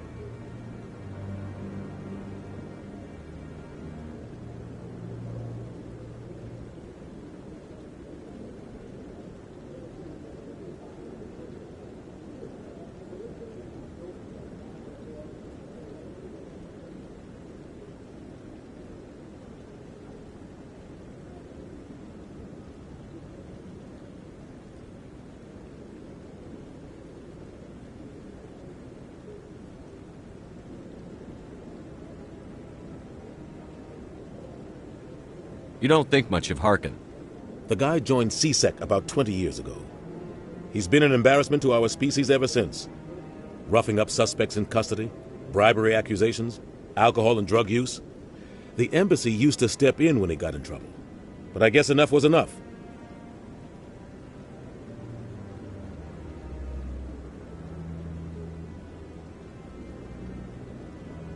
The guy's a scumbag. He should have been cut loose a long time ago. He was one of the first human CSEC officers. Guess it would have looked bad if he got fired. A lot of backroom deals were worked out over the years to keep him on the force. Politics is a dirty business sometimes, but it looks like his time's run out. We've got enough humans in CSEC now to stop protecting him.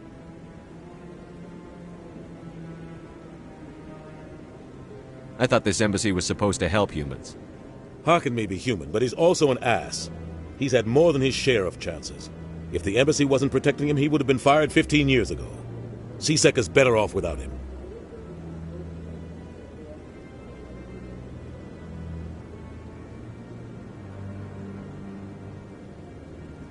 I want to know more about the Spectres. They're not your typical government agency. They tend to work alone, behind the scenes. They take care of problems the Council can't. It's not easy preserving peace across an entire galaxy. The Council prefers to use diplomacy and negotiation. But sometimes more extreme measures are needed.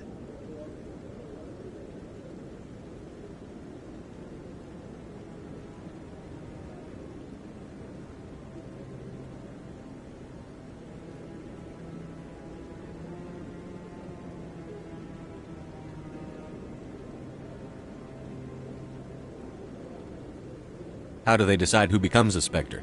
You can't just apply to join. There's no training program. Spectres aren't made. They're born.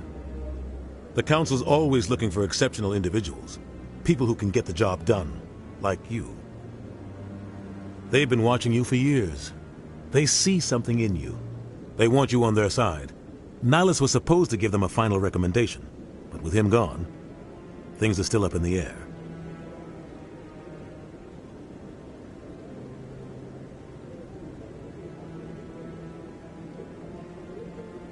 What's their command structure like? There is no command structure. Each Spectre answers directly to the Council. Sometimes they're sent on specific missions. Other times, they act on their own. They tend to operate outside the law, do whatever it takes to accomplish their goals. The Council just turns a blind eye. Spectres have a lot of power, Shepard.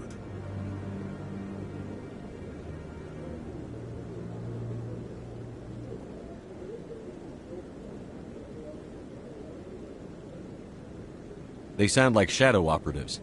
Everything about them is classified. We don't even know how many there are. The latest Alliance estimate puts their numbers under 100. But the Council couldn't do its job without them. They're the Citadel's top agents, the last line of defense, the final option before open war. The entire galaxy respects and fears them. If a Spectre shows up, you know something big is about to happen.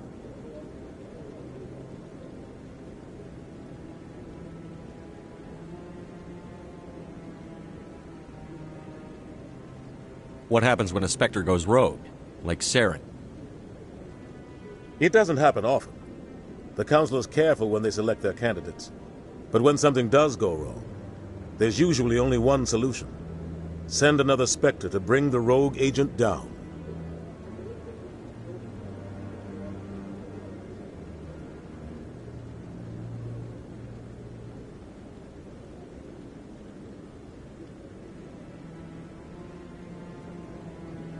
Our ambassador doesn't seem to get along with the Council. He's just frustrated.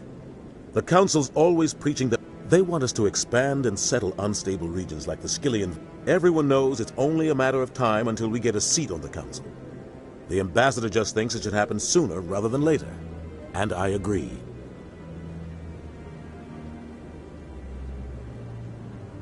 Who cares if we get a seat on the Council? What's the big deal? If the Council passes a ruling on an interstellar matter, we have to follow it.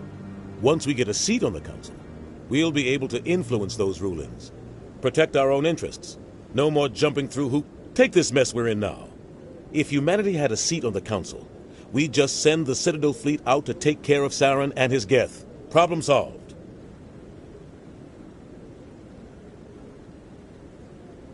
Maybe they'd let us join the Council if we were more willing to cooperate with the other species. Of course they would. If we did everything they told us to, they'd love to have us on the Council. But it wouldn't be much of a deal for us. I understand their side. They don't want us dominating the Council. It's founded on cooperation and alliances. But we have to look out for our own interests, too.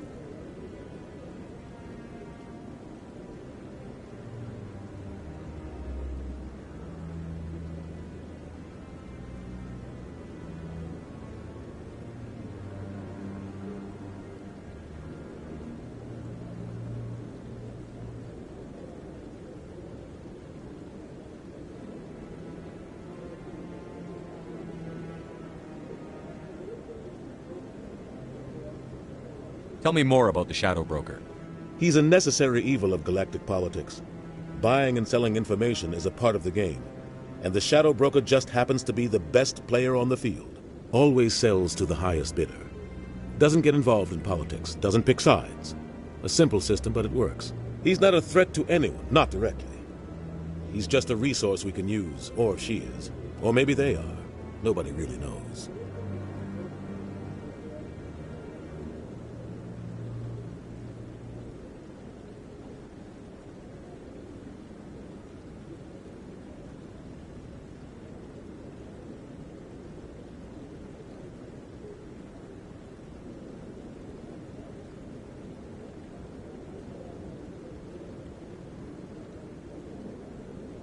Tell me about Barlavon. He specializes in moving large sums of money without leaving a paper trail. A financial genius, doesn't do anything illegal, but he knows all the loopholes. He's got an impressive client list. Ambassadors, diplomats, specters. That's probably why the Shadow Broker uses him.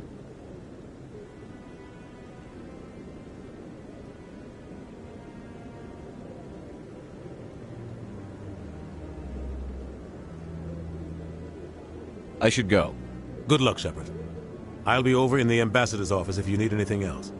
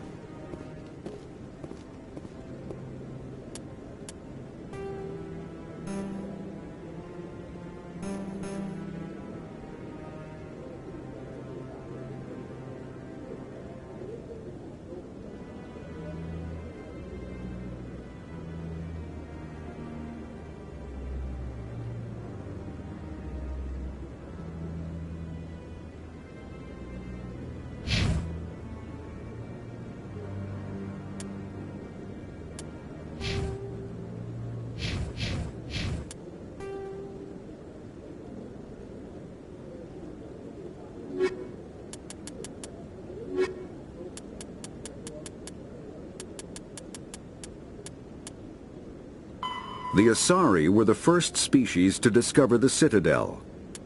The second species to join the Citadel, the Solarians, are warm-blooded amphibians with a hyperactive metabolism. Solarians think fast, talk fast, and move fast. To Solarians, other species seem sluggish and dull-witted.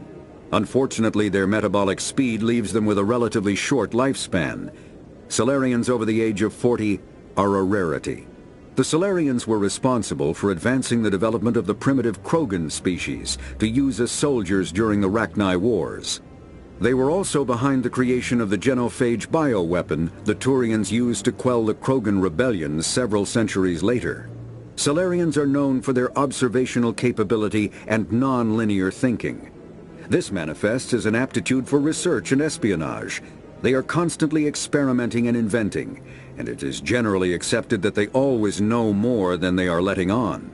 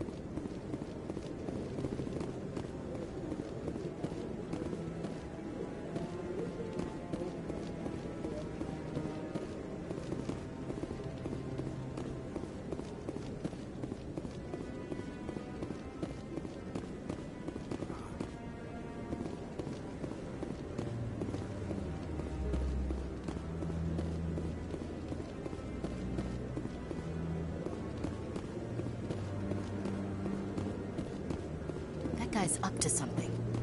What guy? The one over by the Keeper.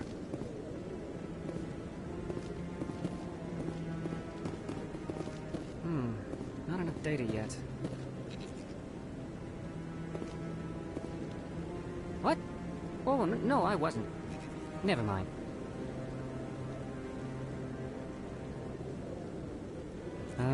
Yes, is there something you want?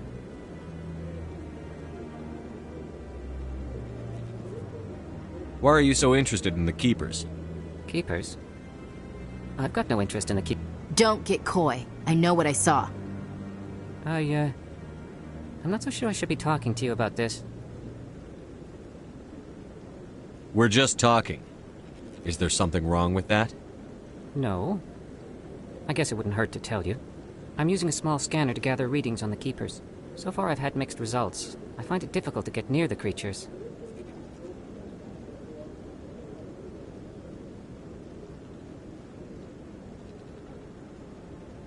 Why were you being so secretive about it, though? Well, technically we're not supposed to disturb the Keepers. I don't really think my scanning disturbs them, but the authorities might disagree.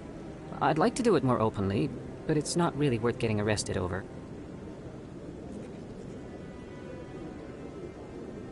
I could help you out. I'm not worried about the authorities. I don't even know who you are. I'm Commander Shepard, with the Alliance military. Well, I suppose I could use the help. You'll need this. It's the scanning device I developed.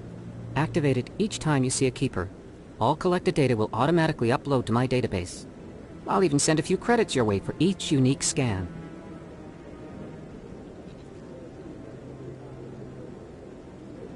What are you doing with the data once you've scanned it?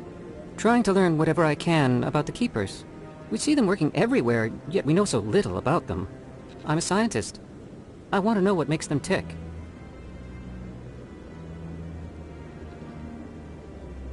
I should get going then. Yes, I have much work myself. So long, and good luck with the scanning.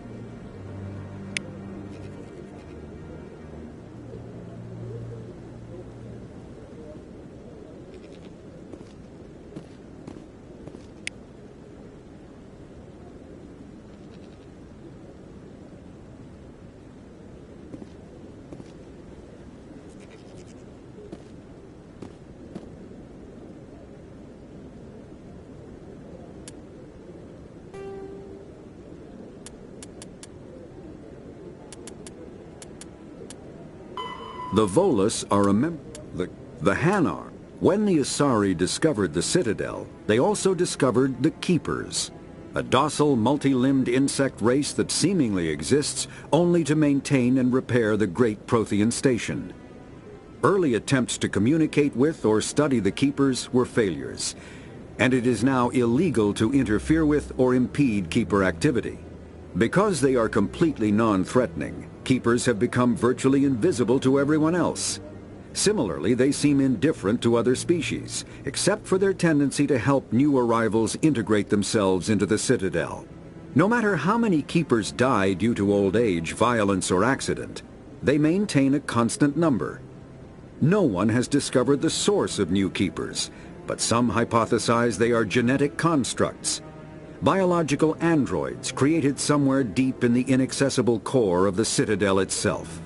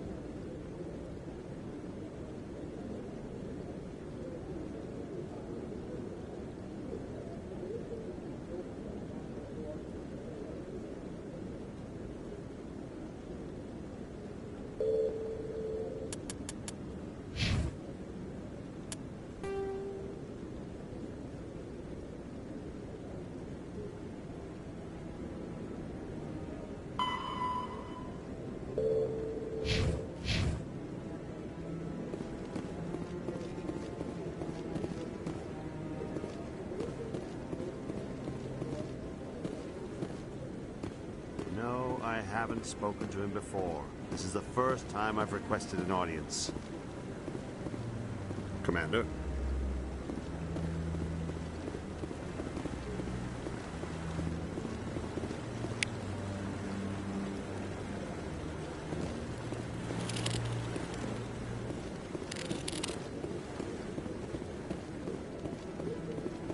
Yeah, I'll wait. Doesn't seem like I have much choice.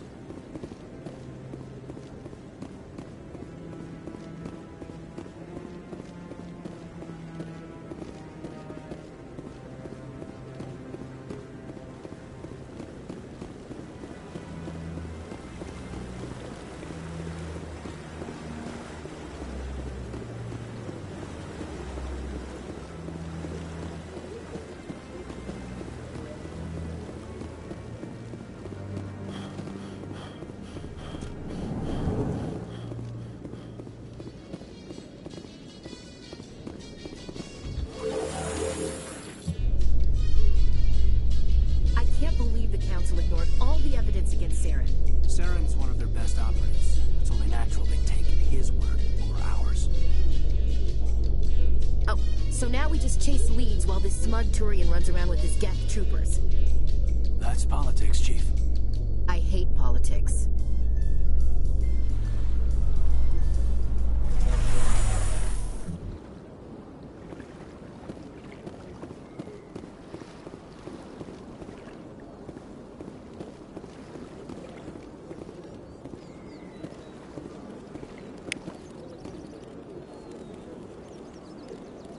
Please do not disturb the keepers. Please do not disturb the keepers. Please do not disturb the keepers.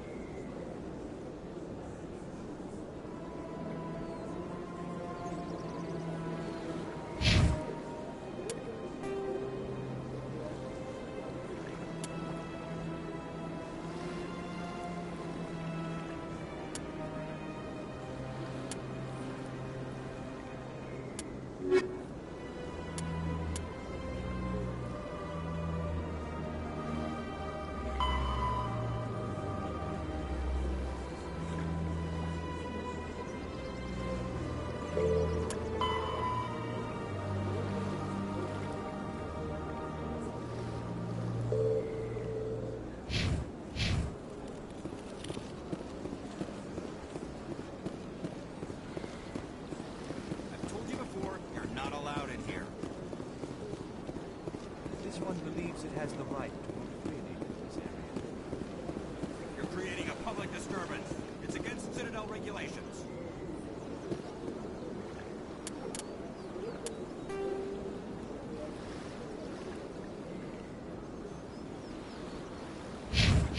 This one is unsure why the other did not wish word of the intelligence to be spread.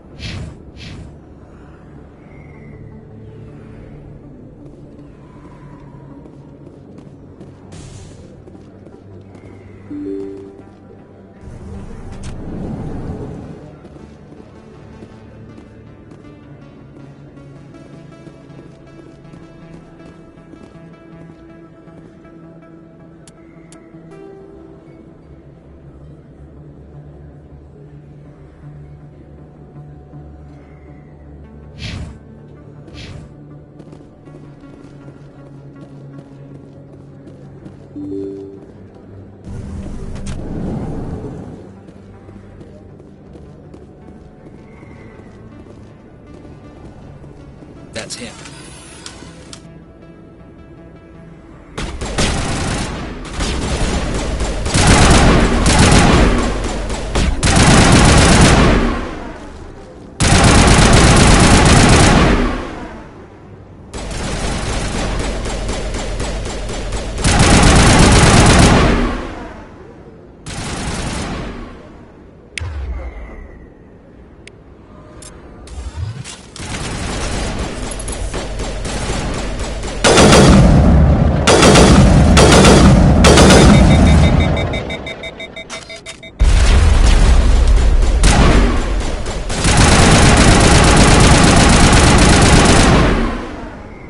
Those were Saren's men. Clear.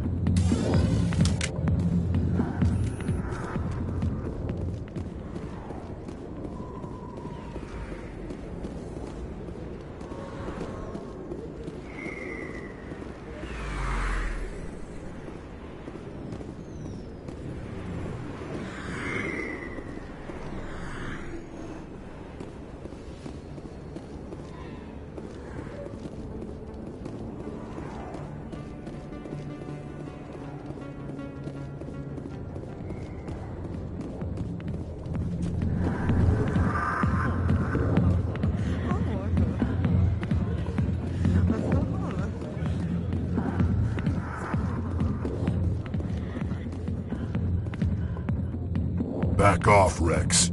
Fist told us to take you down if you showed up. What are you waiting for? I'm standing right here. This is Fist's only chance. If he's smart, he'll take it. He's not coming out, Rex. End of story. This story is just beginning. Out of my way, humans. I have no quarrel with you. What was that all about? Who knows? Let's just try not to get caught in the middle.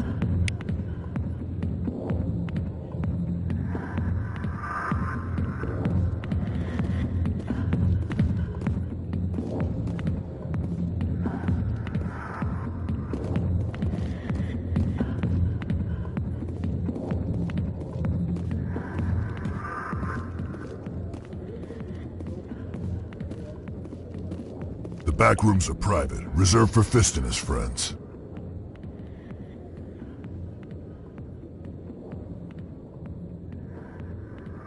Who's Fist? He owns this club, but the customers have to stay out front. What did that other Krogan want? Rex? Personal matter. Not real chatty, is he? Goodbye. Enjoy the club.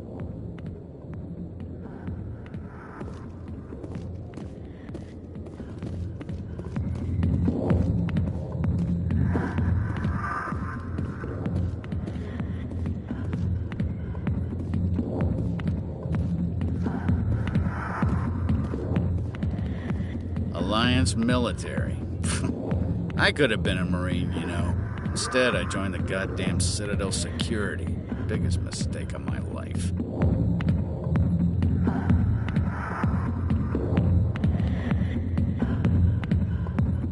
Harkin, right? I was told you could help me find someone. A Turian CSEC officer named Garrus. Garrus? You must be one of Captain Anderson's crew. Poor bastard, still trying to bring Saren down, eh? I know where Garrus is, but you gotta tell me something first. Did the captain let you in on his big secret?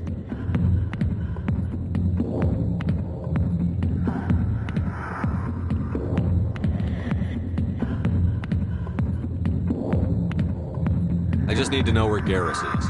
But it's all related, don't you see? The captain used to be a Spectre. Didn't know that, did you? It was all very hush-hush. The first human ever given that honor, and then he blew it. Screwed up his mission so bad they kicked him out. Of course, he blames Saren. Says the Turians set him up.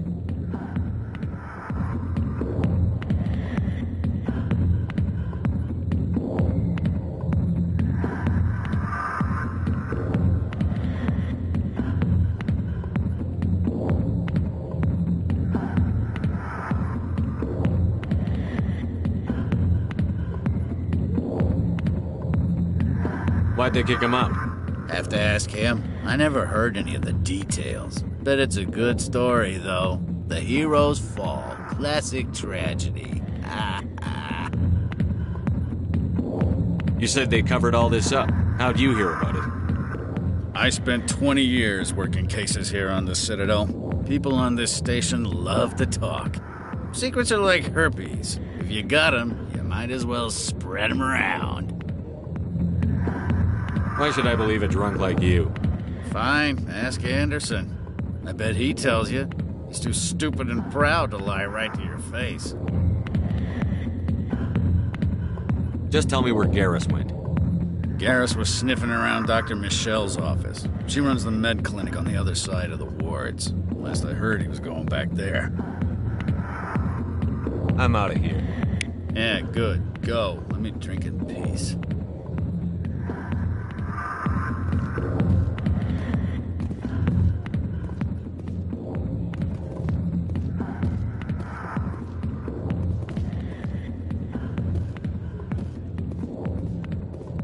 Commander, what do you want? What's bothering you, General? I've seen a lot of horrible things in my days, and there's only one woman in this damn galaxy that helps me forget it. So if you feel that way, then why spread lies about her? Because she rejected me! Me! Septimus Oraka, General of the Turian Fleet!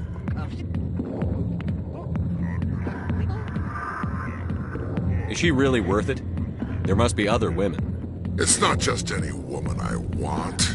It's her, and her alone. Look, kid, I appreciate what you're trying to do, but don't waste your time.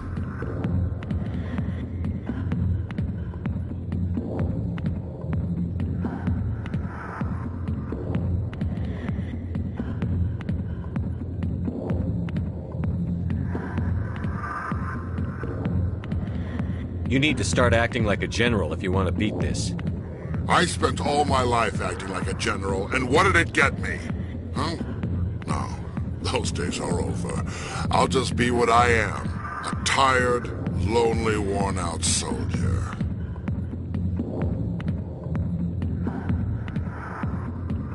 You're a damn general. Quit your whining. Ha! You got balls, kid. There are only 5 people in this damn galaxy who talk to me like that. So you think it's that easy? Just straighten up and act like a general? I don't think it could hurt. Huh. Maybe you're right, Commander. Shaira's worth the effort. Even if she won't have me back. Now get up and get moving, General. All right. I'll go to her. After I've had a cold shower or 2. Say, you're a bright kid. Would you be interested in earning a few extra credits? What do you want me to do? There's an L-Corps diplomat out there who believes Shaira gave up his secrets. Why does he think that? Because I told him. Look, I just need you to convince him of the truth. Why can't you tell him yourself? Well, the last time he saw me, I was disparaging his ancestors and shouting his secrets in public. Take this datapad. It shows where I got my info. It will exonerate Shaira and convince the L-Corps.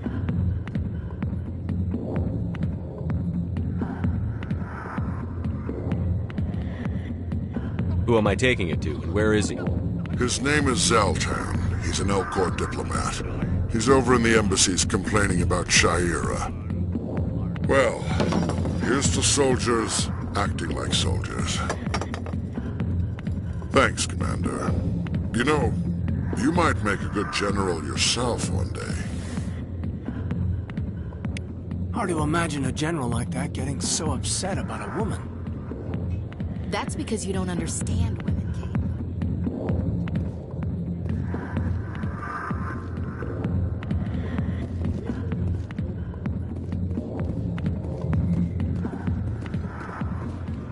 I got business here, but not with you.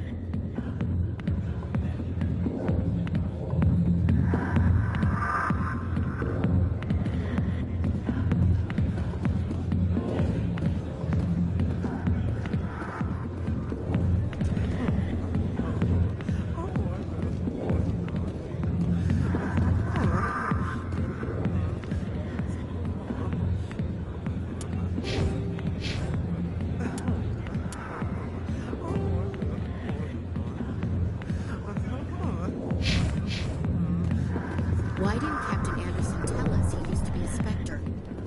Maybe it's not true. Harkin's an ass. Bet he's just messing with our heads. You're probably right. Still, I'd like to hear what the Captain has to say about all this.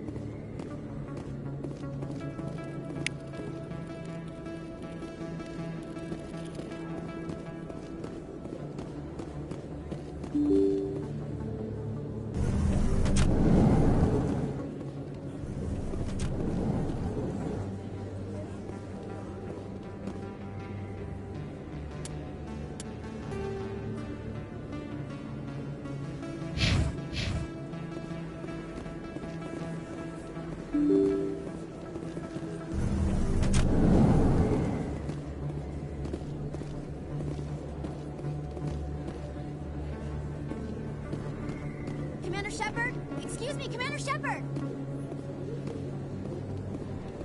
I'm Emily Wong. I'm an investigative journalist working here on the Citadel. Could I have a moment of your time? What do you need? I've been hunting for evidence of corruption and organized crime on the Citadel, but there are places I can't go. I was hoping you might share anything you find during your own investigation. I can make it worth your time.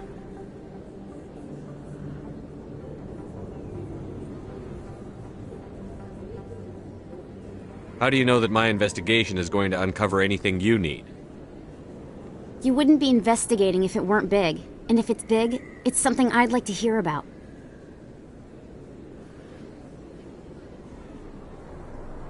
You've got to have access to better sources. Why contact me?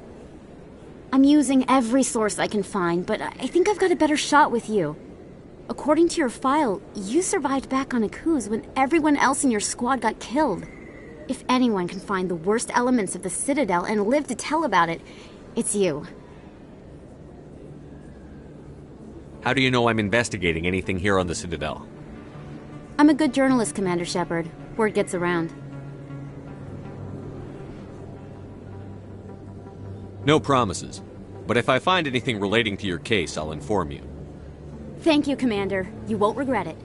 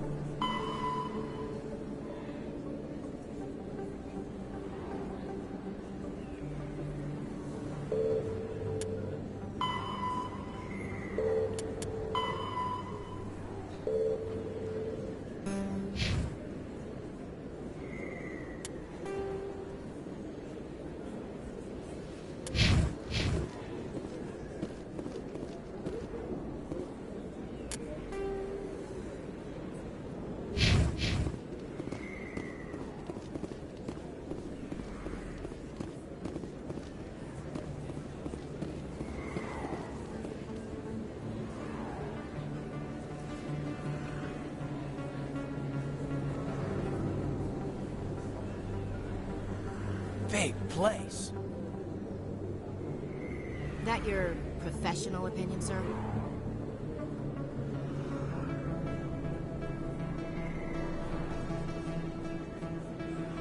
This isn't a station. It's a city. There must be millions here. It can't be possible to track everyone coming and going. This makes Jump Zero look like a porta-john, and it's the largest deep space station the Alliance has. Jump Zero is big, but this is a whole nother scale. Look at the ward arms. How do they keep all that mass from flying apart?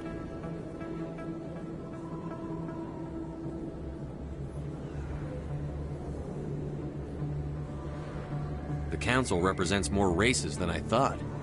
No wonder they're careful with newcomers. They probably just want to keep everything running. It has to be hard keeping all these cultures working together. Or maybe they just don't like humans.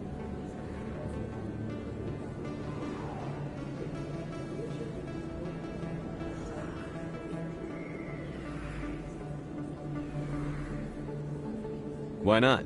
We've got oceans, beautiful women, this emotion called love. According to the old vids, we have everything they want. If you expect to get me in a tinfoil miniskirt and thigh-high boots, I want dinner first. Sir. That will be enough, Chief. At ease, Lieutenant. Can't see her in a skirt anyway. Damn straight you can't. Ready to move out, sir.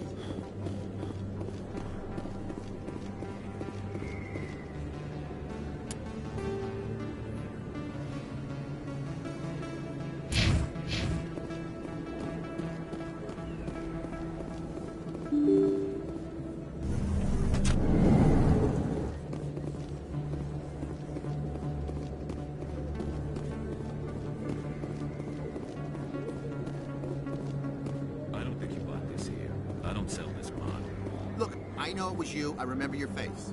Really, that's impressive. Usually you humans can't tell one Turian from another.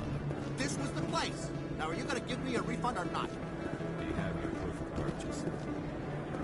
No, I don't think you gave me one. I'm sorry. I can't.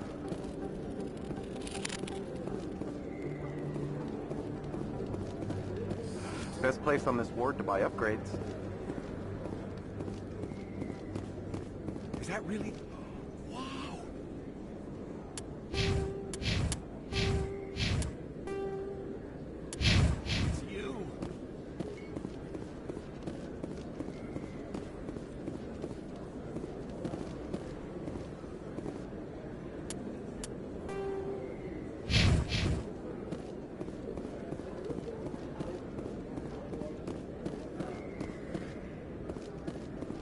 Hello there. Welcome to Moorland's famous shop. You want many good supplies, yes? Let me see what you have. Oh, you will be pleased, I think. Very good things I have. You will see.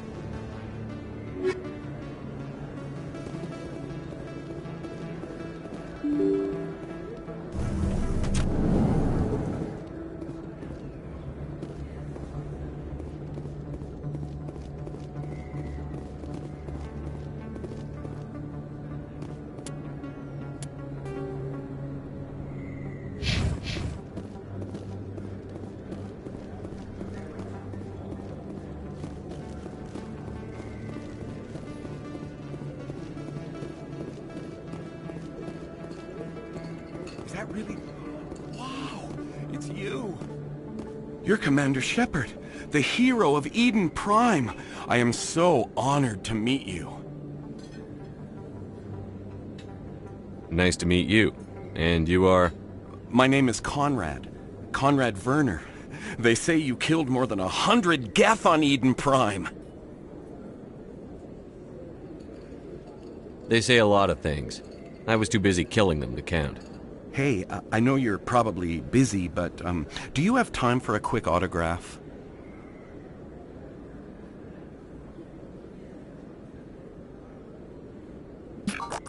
Anything for a fan.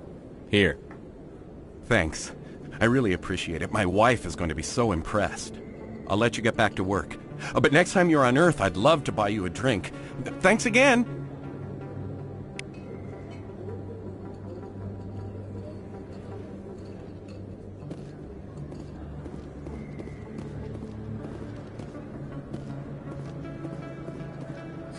Hello, Earth Clan. No doubt you've just come back from the colonies. Will you be needing supplies? What colonies are you talking about? Oh, my mistake, Earth Clan. I assumed... It doesn't matter. Pharaohs? Noveria? Well, if you haven't heard of them yet, I'm sure you will soon. But it doesn't matter where you hail from. My goods are available to all. What can you tell me about Noveria? The corporate capital of the Attican Traverse. Very cold. Very snowy. I don't get too many clients from there. They all have their own private suppliers. I'd like to know more about Pharos. It's an old Prothean world. Their buildings still litter the surface. The humans aren't the first to colonize it, but they are the most recent. I just realized I haven't heard from my contact on that planet for some time. Ah, well, I'm sure he's fine. Show me what you've got. Most excellent. I am sure you will find something pleasing.